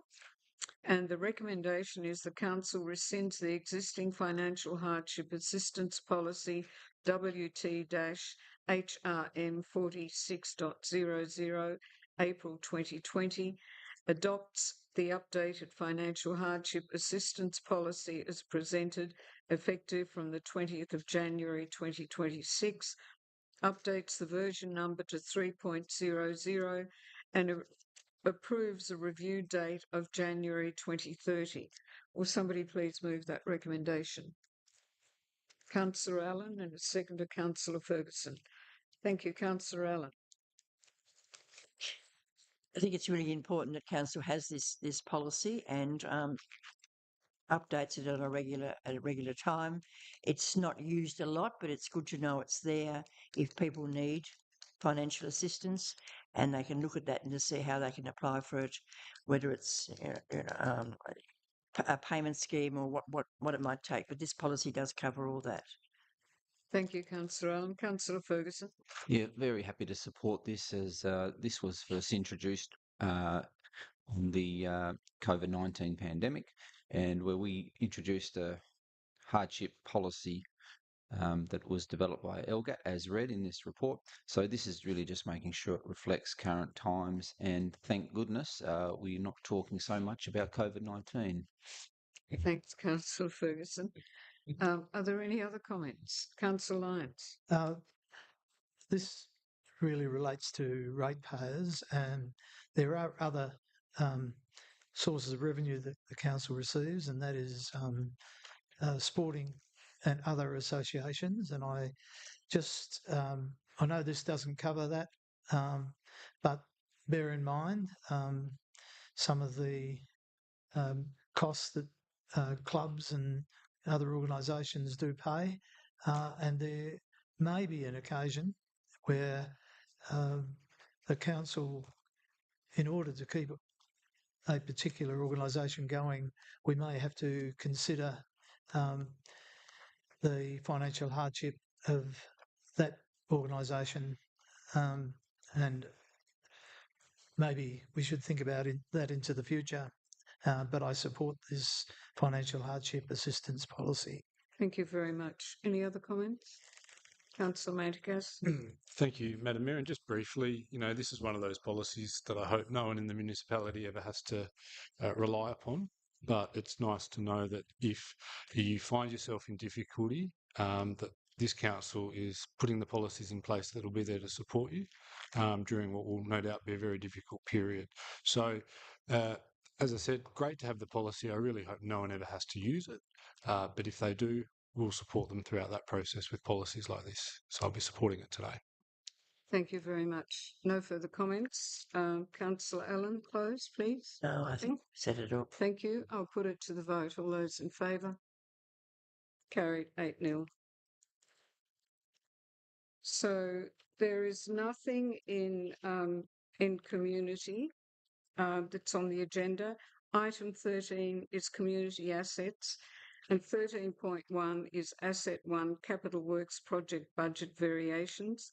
And the purpose of this item is to report to Council on Capital Works Project budget variations approved under delegation by the Chief Executive Officer, and those variations, I beg your pardon, are detailed from pages 322 to 324. And the recommendation is that Council receives the report under Local Government Act 1993, Section 82.7, noting the Capital Works Project budget adjustments approved under delegation by the Chief Executive Officer. Will somebody please move that motion? Councillor Manticas and Councillor Lyons. Councillor Manticas. Thank you. I'll be supporting the recommendation here today. I think it's really good that when budget variations occur and the CEO uses her discretion, that there's a report that we receive as councillors so that we understand how ratepayers' money is being spent and where savings are being made. These reports are relatively new to council. We didn't have them when I first joined council some 3 and a bit years ago. So it's really good to be able to receive this kind of information, because it's almost like a quarterly update, but also done as it happens in real time. So happy to receive the report. Thank you, Councillor Lyons. I again support these amendments, and congratulate the CEO for making the best use of our money in the time available. And I hope that we continue to be flexible enough to be able to take advantage of our current situation. Thank you. Any other comments? There being none. Councillor Manticas, wish to close? Nothing further. Thank you. I put it to the vote. All those in favour? Carried 8-0. The next item is people, culture and safety, and there are no issues in that section. Item 15 is petitions, and petitions for a review of current recommendation fluoridation levels in Tasmanian public waters. and the purpose of this report is to table and consider a petition received by the Chief Executive Officer as required under Part 6, Division 1 of the Local Government Act 1993, and it's detailed from pages 326 to 334. And the recommendation that is that Council receives the tabled petition entitled Review of Current Recommended Fluoridation Levels in Tasmanian Public Water Supplies, notes that the petition has 50 signatories and authorises the Chief Executive Officer to forward a copy of the petition to the Tasmanian Minister for Health. Will somebody please move that recommendation? Councillor Lana, seconded Councillor Ireland. Councillor Lana. Thank you, Madam Chair. This is an important petition. I believe there's quite a bit of community concern as to the potential effects of higher levels of fluoridation in water, which is backed by international studies. It's a matter for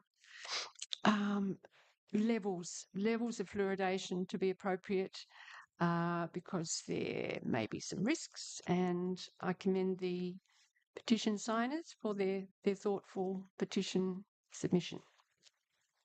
Thank you, Councillor Ireland. Thank you. The main thing is we will forward this petition to the Minister for Health, which is where it should have gone to in the first place, and they can respond accordingly. Thank you very much. Any other comments? I just think it's worth noting that we're only receiving it and forwarding it on, not making any comments about whether we believe in it or not. Thank you. Thank you, Councillor Allen. Any other comments? Councillor Mantikos. Just briefly, just to thank the petitioners for submitting the petition to council. I think it was at last month's council meeting, was it? Feels like a long time ago. I think anybody that takes the time in creating a petition and making sure that it's compliant to hand up to council, it's important that we as a council do what we can. It's not to say that we advocate one way or another on a particular issue, but we're fulfilling our obligations to recognise the petitioners and the signatories of those petitioners and making sure that that petition is then dealt with appropriately. And in this particular instance, forwarding it on to the Minister of Health is the most appropriate course of action. So I'll be supporting the recommendation today. Thank you. Any other comments? Yeah. Yes, Councillor Lyons. I'll support the action of passing it on. I think it's really a health department issue, and probably Taswater, but not ours. I don't know whether fluoride's a good thing or a bad thing. I do know that I was brought up in an era of most of the West Tamar. I think Beaconsfield was the first area of Tasmania to have fluoridation in the water, but in the rest of the Tamar Valley at that time, there's no fluoride. And I remember distinctly the difference between teeth of people now and teeth of people then. Going back, and I do remember the 50s and 60s where even in football teams, most people took their teeth out to play football because they'd either been knocked out or rotten, and that doesn't happen today. So I think fluoride makes a big difference. Thank you. Are there any other comments? Before I ask Councillor Lana to close, I agree. It's not Council's role to have a position, and I think the appropriate thing is to acknowledge the petitioners and to forward on their requests to the relevant government minister, because there is a lot of science that says it's great and there is science that questions, and I think that's a good thing. But I think it's our role. I think we're doing the appropriate thing. So, Councillor Lana, without further ado, would you please close? Thank you. You've pretty well summed it up. It's a process matter of forwarding it to the relevant authority. I think it's fair enough that they ask that the body of council think about these issues and be the conduit for forwarding to to the relevant authority. Thank you. So I'll now put it to the vote. All those in favour? Carried 8-0. So the second petition is petition 2, a petition for recognition of Windsor Park Gardens as an official botanical garden. And the purpose of this report is to table and consider a petition received by the Chief Executive Officer as required under Part 6, Division 1 of the Local Government Act 1993. The petition is detailed from page 335 to 346. And the recommendation is the Council receives the tabled petition entitled Support for Petition to Declare Windsor Park Gardens a Botanic Garden, notes that the petition had 47 signatories and authorises the Chief Executive Officer to investigate the opportunity for a botanical garden in the West Tamar municipality in the 26-27 financial year, in particular considering alignment with other West Tamar Council community strategies. So will somebody please move that recommendation? Councillor Shegold, second Councillor Allen. Councillor Shegold. Thank you, Madam Mayor. We're very fortunate that our council officers, workers, have made a beautiful garden here at Windsor Precinct, one to be very proud of. And it's quite exciting that someone has put a petition forward to make this area or declare this area a botanical garden. And it goes a long way, as I said, showing that our grounds persons take such good care and are very dedicated to this area. And I think it's very much a credit to them and their expertise in this matter. I know we had discussions, and if there were any further development of anything within the precinct, it might cause some issues with the botanical garden. So I went and did a bit of an investigation and looked at various acts and articles online, which was a bit of a hoot. And I couldn't find anything that actually would affect the garden if something else was developed within the site. And we have to remember the botanical gardens in Hobart run alongside a major highway. So I think that without that happening here, no, not a bridge, without that happening here, I think that would be a great asset to the community and a great asset to the council as a whole. So happy to move it. Thank you. Councillor Allen. I agree, and it certainly is a compliment to our staff and to council that we're even asked to do this. But it is important that we make sure what we want to do with the land in future is discussed before we make that decision. Thank you. Any other comments? Councillor Lyons.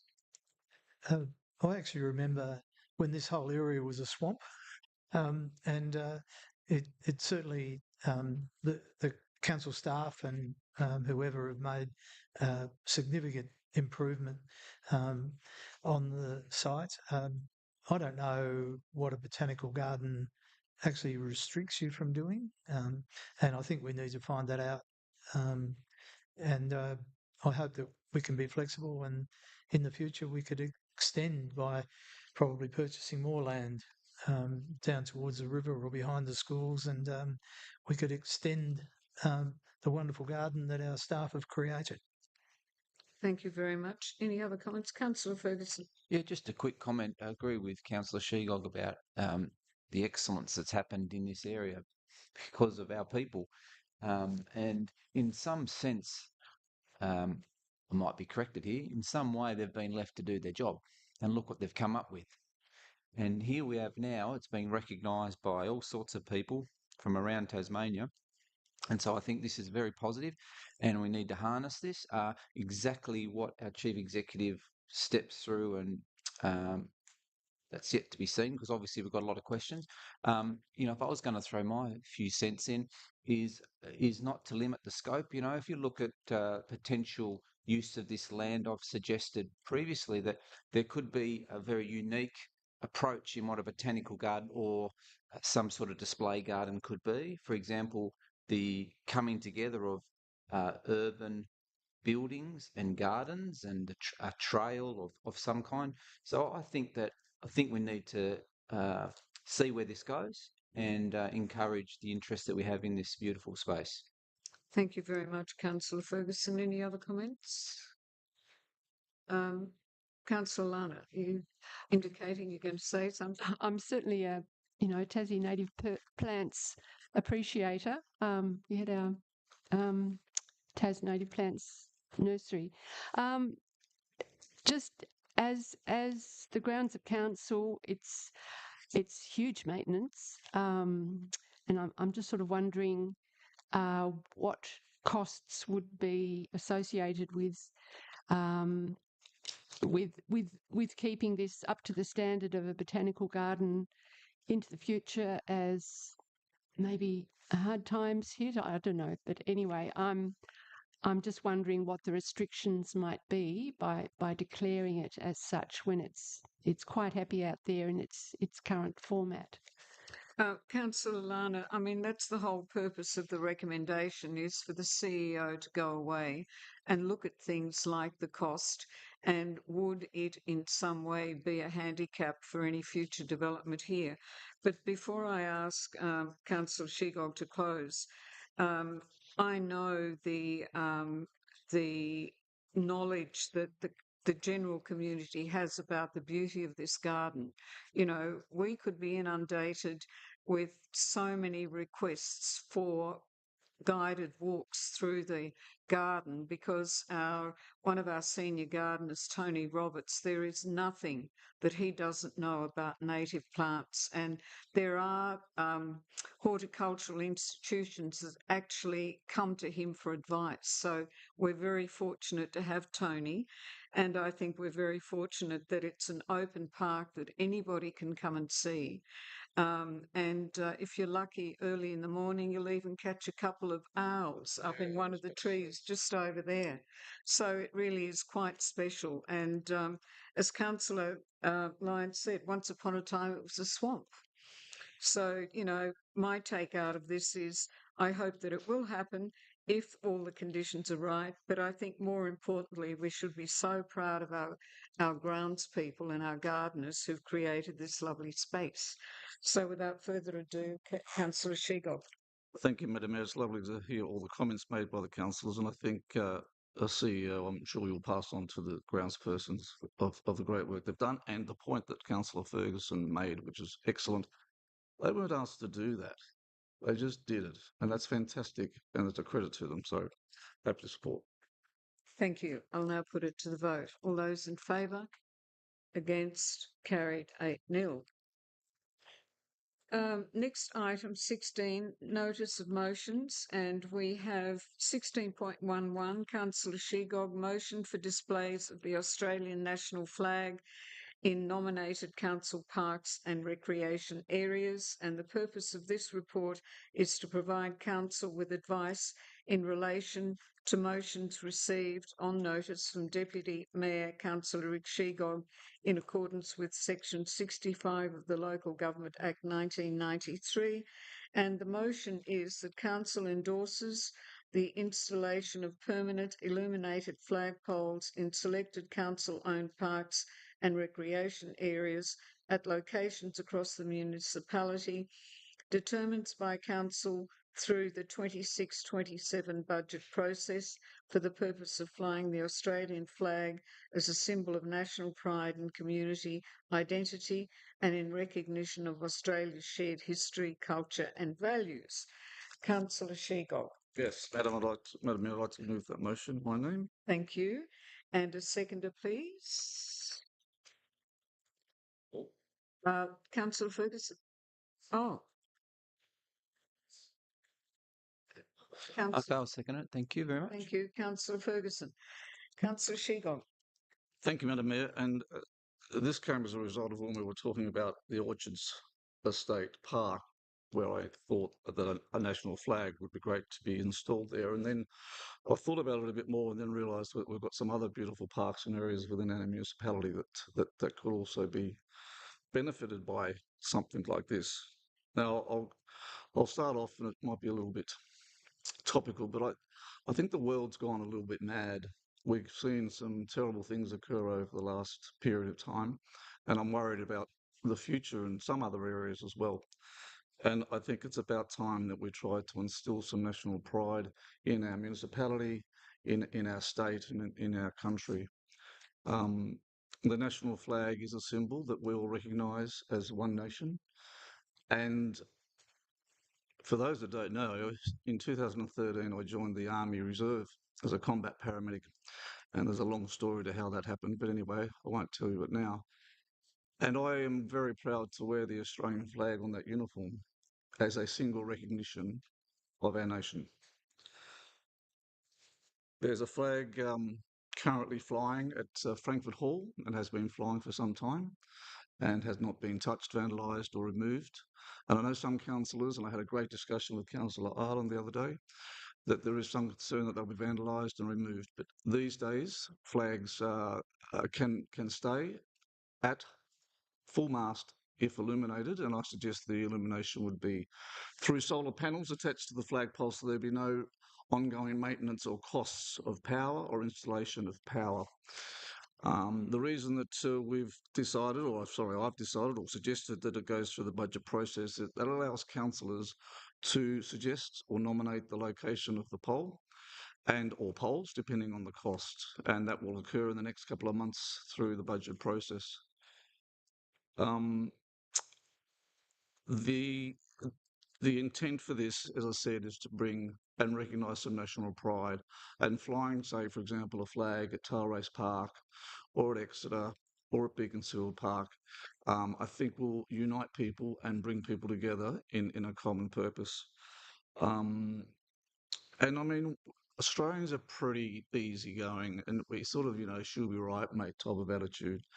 And if you go to other countries that you do have, Madam Mayor, and especially America, for example, you see a flag on every building and over every street. And such is the national pride that the American people have.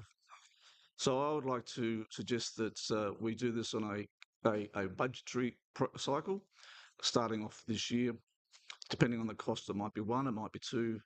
It all depends on what comes back at the cost and the location. I've named locations in the motion and the rationale, but realistically, that will be up to councillors to decide and won't be left to council officers, which would be another unfair impost on them.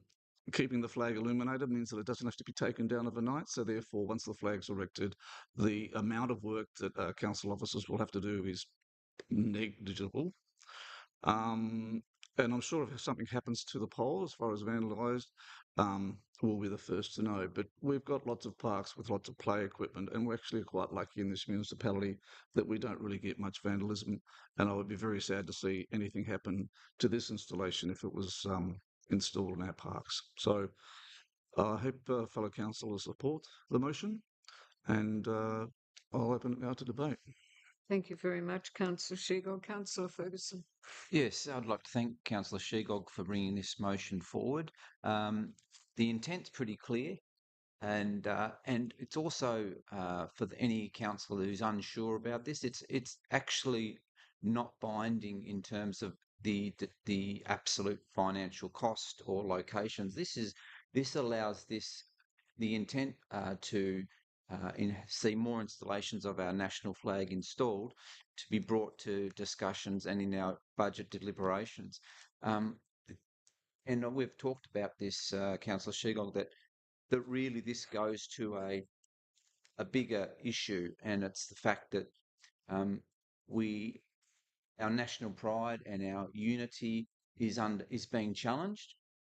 And so I see this as a small way for this council to be proud of our flag, which I am also very proud of our flag.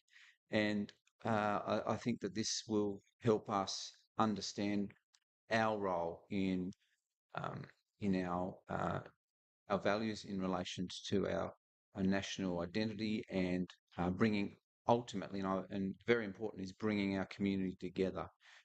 So it's also worth noting that our Australia Day ceremony for citizenship falls on Australia Day this year. And in years gone past, this council has made the decision to pick the date that's most appropriate for our community and our council. And it was really about looking at the long weekend or the day that it was actually off. And we were very considerate of that. And we weren't getting involved in this decisive conversation. And this time, the most appropriate day is on our national day, and we are going forward with that. And I'm absolutely not embarrassed at all that we're doing it on the 26th.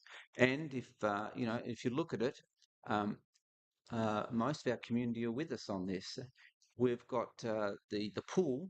You cannot get a ticket to get to the pool on Australia Day to get a free icy pie and a sausage. And in the times I've been there, the the the vibe and the unity there and fun enjoying our free country is something that should not be taken for granted. So, getting back to flagpoles, it's connected to all that we're doing in terms of our responsibilities to support unity and our and the national identity that we have. So, I agree with this, and I think that it's a good step towards what we're doing here in West Tamar. Thank you. Councillor Lyons. Uh, I really don't agree with a lot of what's been said. Australians have fought under at least two different flags. This is the current flag, and I anticipate that one day we'll probably have a different flag. Um, I don't. I sort of personally have got a feeling that our people are more important than a flag. Just having national pride doesn't come with having a flag. It's what's part of your core and inside that counts. I don't know what they cost today. I remember buying flagpoles when I was bursar in a school, and they weren't cheap. And then there's the maintenance and replacement of flags. I'm happy that it goes through a budget process. I just don't think we should be just putting a flag up in every corner of the municipality. I can't really see the point of that.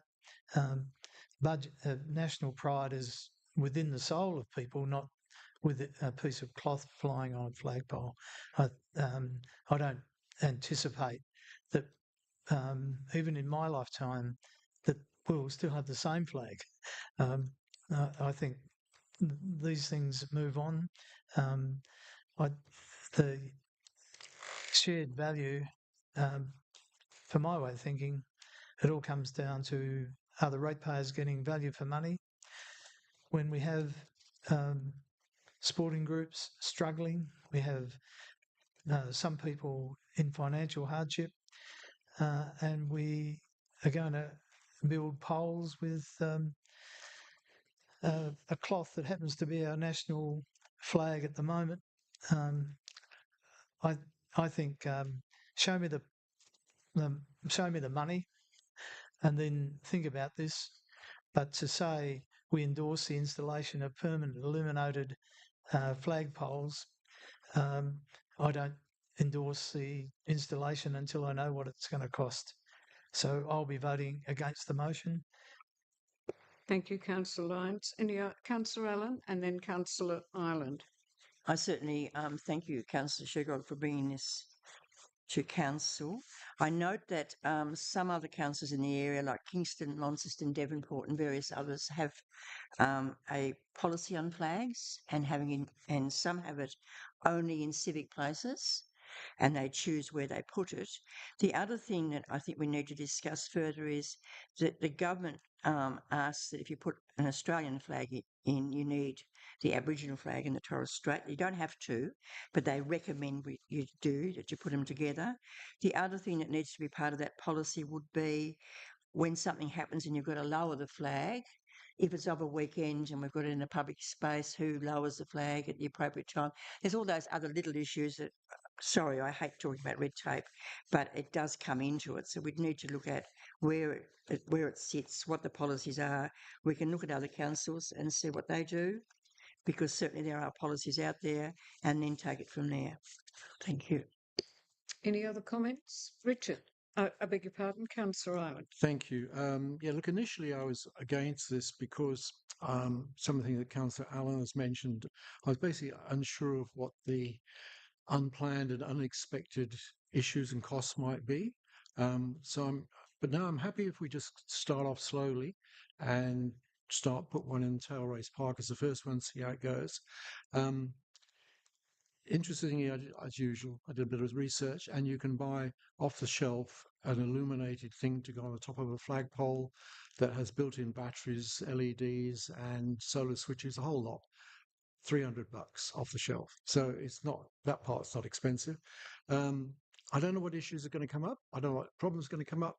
So let's, happy if we try one and see what happens. Thank you. Thank you. Any other comments? Councillor Lana. I thank you for the motion and the discussion. It's an interesting one. Just this matter of pride of place.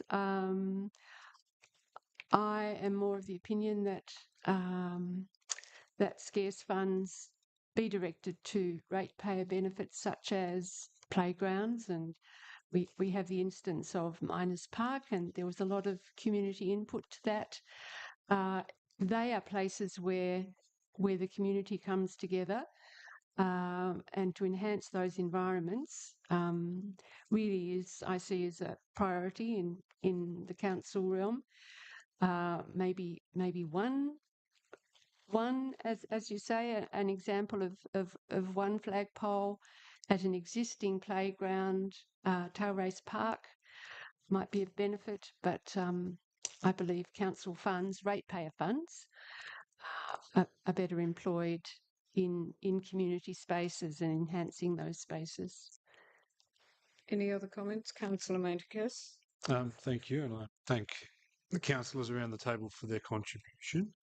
And I just wanted to highlight when we talk about community and them coming together in our public spaces, I think having our Australian flag flown in these places is what unites everyone under that as well. And I think you can't put a price on our national pride. I think we need to, as a council, be very proud to fly the Australian national flag, so that when members of our community do come together in a place of fun or in a community space or setting, that we're all doing it under the one flag, under Australian values, and there's nothing to be ashamed about.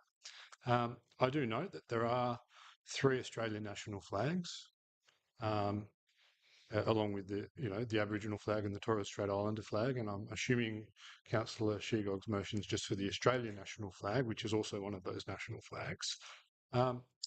This is about bringing people together and having a bit of pride. I think about when I was growing up in the Sydney 2000 Olympics were on, and you see an athlete wearing the Australian flag and the emotions that it invokes.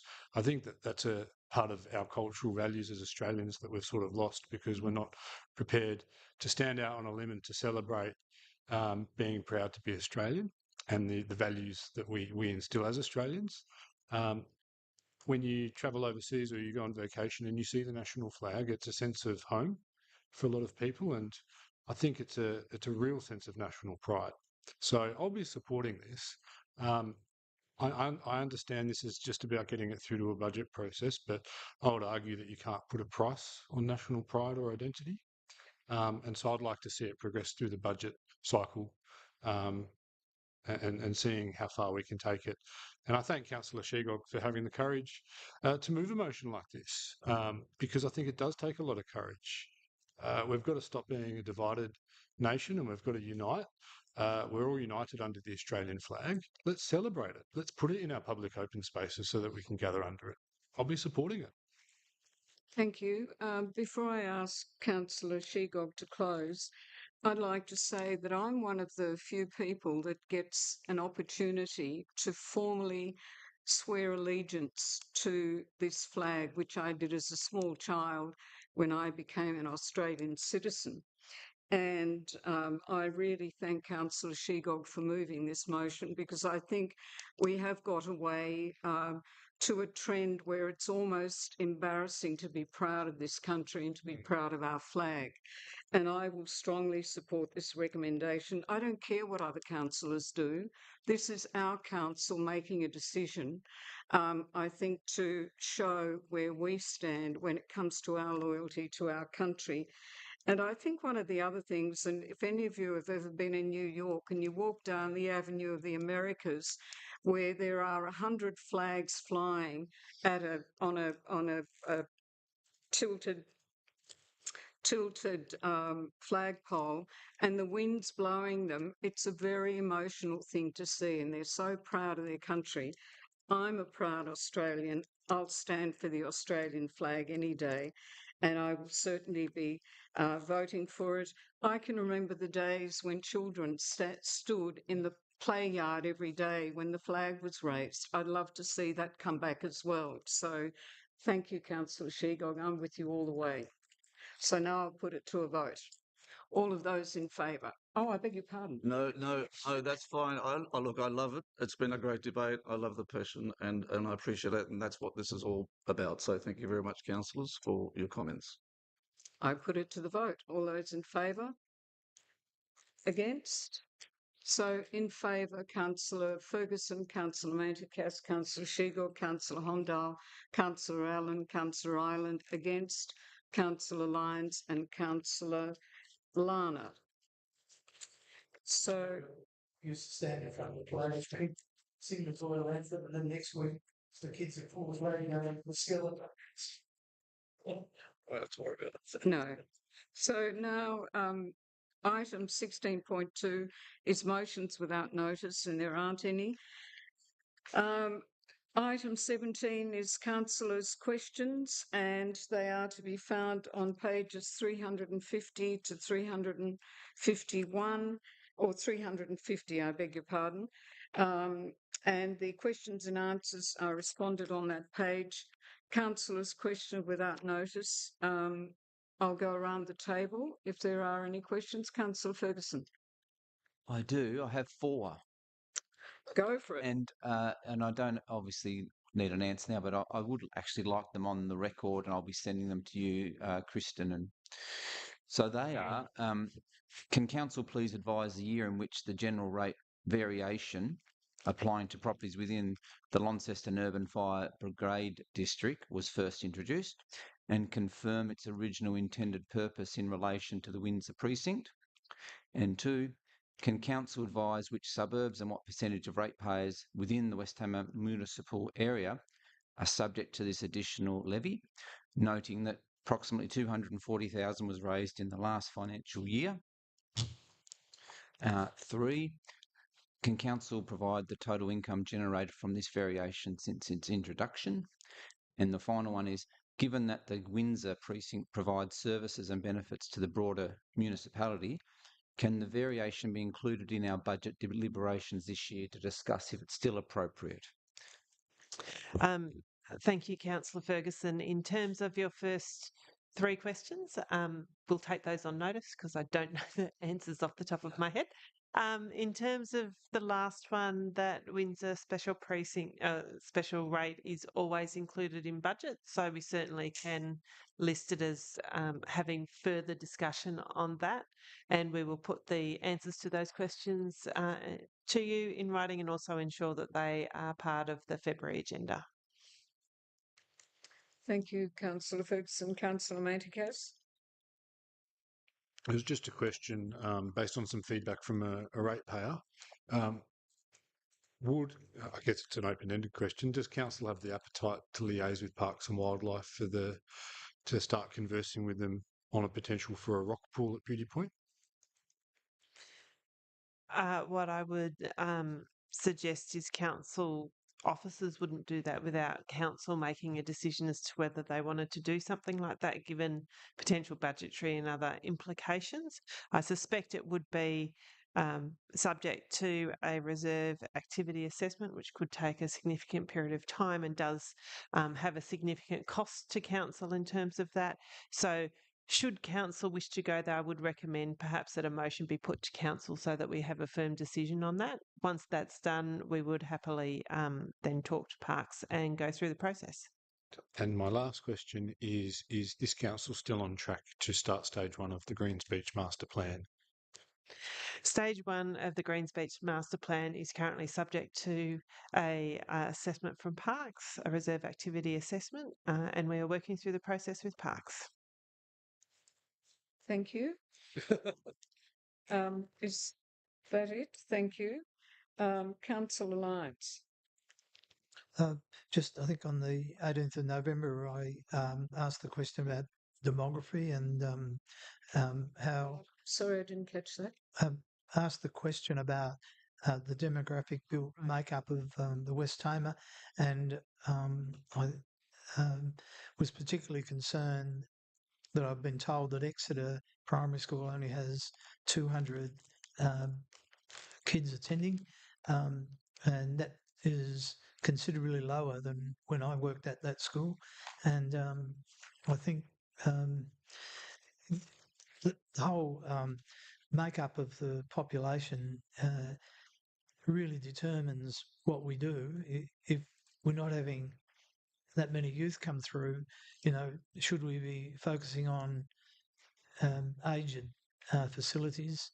And what does that mean in terms of where people will work? I don't know how we do it, but it would be interesting to know the changes in each of the towns over a period of time to determine what the potential needs are of each of those community. 200 kids, I think there was, at least probably 3 times that many when I was working at that school. And I just wonder if there are reasons behind it or if it's just a decline in breeding. Thank you, Councillor Lyons. We are working through a process to have a demographer and some demographic information come to council. As I'd said previously, it's not something that had been listed as a priority for this financial year. Certainly will be something that comes from the community strategic plan and other work that we're doing.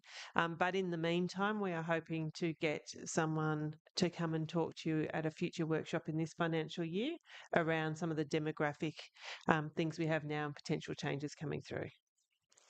Thank you, Councillor Shigo. Oh, only one thing, Madam Mayor, is that I think we all received an email from a person wishing to establish a radio thing for the West Tamar community. Where did that get to? That's currently sitting on my desk and we're still working through options, and we'll come back to council once we've had a chance to consider it. We've still got a number of officers who are coming back from leave, so we haven't actually been able to progress that at this point. Thank you. Councillor Allen. Councillor Ireland, I beg your pardon. Yeah, I've just got one issue I want to just bring up to the record, so hopefully we can get some action. Goes back to November. Gentleman number 52 Rosevears Drive, Mr. Sparks is his name. He was getting no result from council, so he contacted me. His issue is that he has a garage that fronts onto Rosevears Drive, and he can't open the garage doors because when we sealed the pavement, it made it too high. It's been like that for 10 years, and the previous owner didn't mind because he never used the garage. So the new owner's bought the place and he wants to open his garage doors. It's a question of resealing a little bit of footpath. I appreciate that Dino's out of action, so it's probably been delayed a bit, but I'd like to just put it on the record, so hopefully we can get some action before Mr. Sparks jumps on me again. Thank you. Thank you, Councillor Ireland. That is on our list of things to do, and we'll make sure that there's an action ready for the next February council meeting agenda, so both you and Mr. Sparks can see it moving. Councillor Lana. Thank you. Just with regards to the Gravity Beach foreshore, an issue identified by Parks in their report was the the illegal fill, which has contaminant in it. It has construction material and likely asphalt, which was put there over the Christmas break, probably around 2000, as the start of the reclamation works without approval of parks. They've identified the matter. They have recommended council listen to their local community about their concerns with regard to such issues. Other issues are the seawalls that are falling away. So I'm just is there a way that could be looked at? So it wasn't understood by the community that the funding for the foreshore works was, limited to the end of January, and then it had to be given back to the government. And I'm just looking here at in the Code for Tenders and Contracts. For short-term contracts, there shall be no provision in the tender documents for variation of the tendered price or rates over the duration of the contract.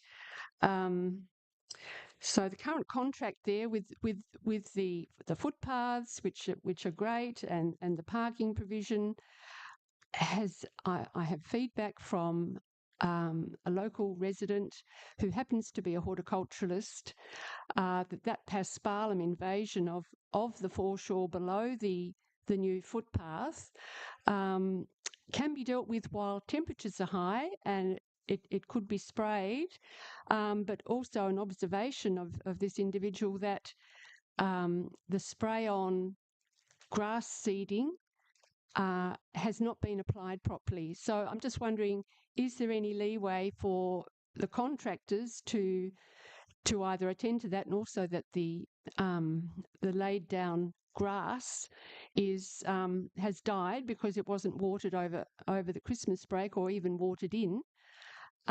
Is there a provision for that funding that is sitting there to be applied to tidy up that area properly, and potentially whether compensation can be offered to the people living at 297 and 295 Gravelly Beach Road who don't have an official access at Archer Street?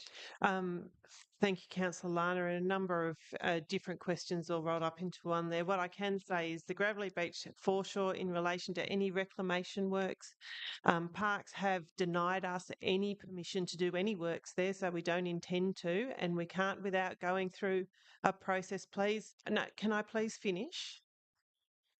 It's important that you understand we applied for certain works. We were told what we can do and what we can't do. We've been told we can work in the work reserve, which is what we're doing. If we are to go anywhere near those other things, we have to get permission of parks to do that, and that takes time.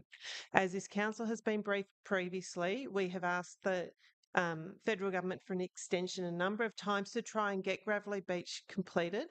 We will not be given any further extensions. We have done the best work that we can within the envelope we have. We cannot just go away and do other work. We have to get approval from the federal government to change scope. We have done that. We've delivered the footpaths and the other work, and I think feedback we've had from Gravelly Beach is that has been accepted.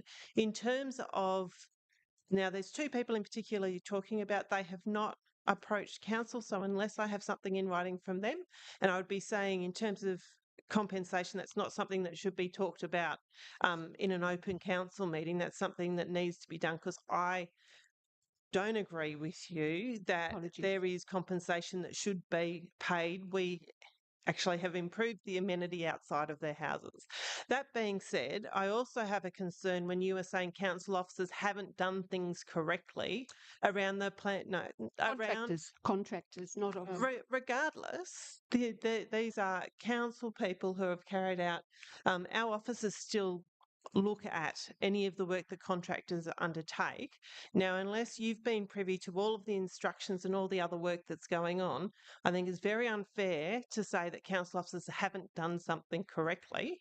And in terms of any dealing, and I'm talking about the seating, you've said that hasn't been what it hasn't been this. I don't know that. And I think it's very unfair for you to be able to make comments on that without us actually being able to check in with council officers. And finally, if there are issues with Paspalan and other, as I have asked you previously, if you put it in writing and ask council what it is that they're doing, I will investigate that for you. I'm going to close that discussion. Thank you very much. So we now go into item 17.3, responses to previous questions on notice, and the answer and the reply are on page 352.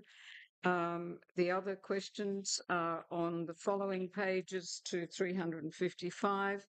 And so now item 18 is that we go into closed meeting, and the recommendation is that pursuant to regulation 17.1 of the Local Government Meeting Procedures Regulations 2025, Council close the meeting to the public at 4:02 p.m. to discuss the items in the closed session agenda. So I thank the public gallery for being here today, and we will ask you to. We need a mover and a second. Oh, and I beg your I'll pardon. move. Thank you. Councillor Lyons, Councillor Ferguson, any comments? I put it to the vote. All those in favour? Carried 8-0. Thank you very much.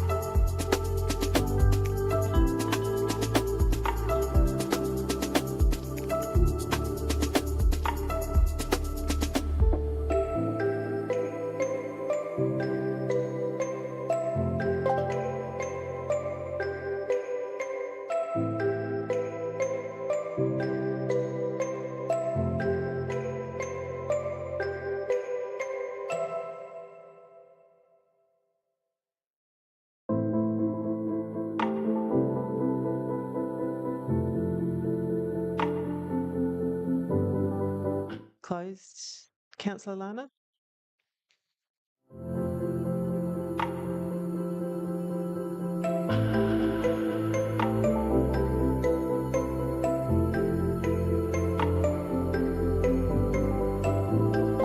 Yep.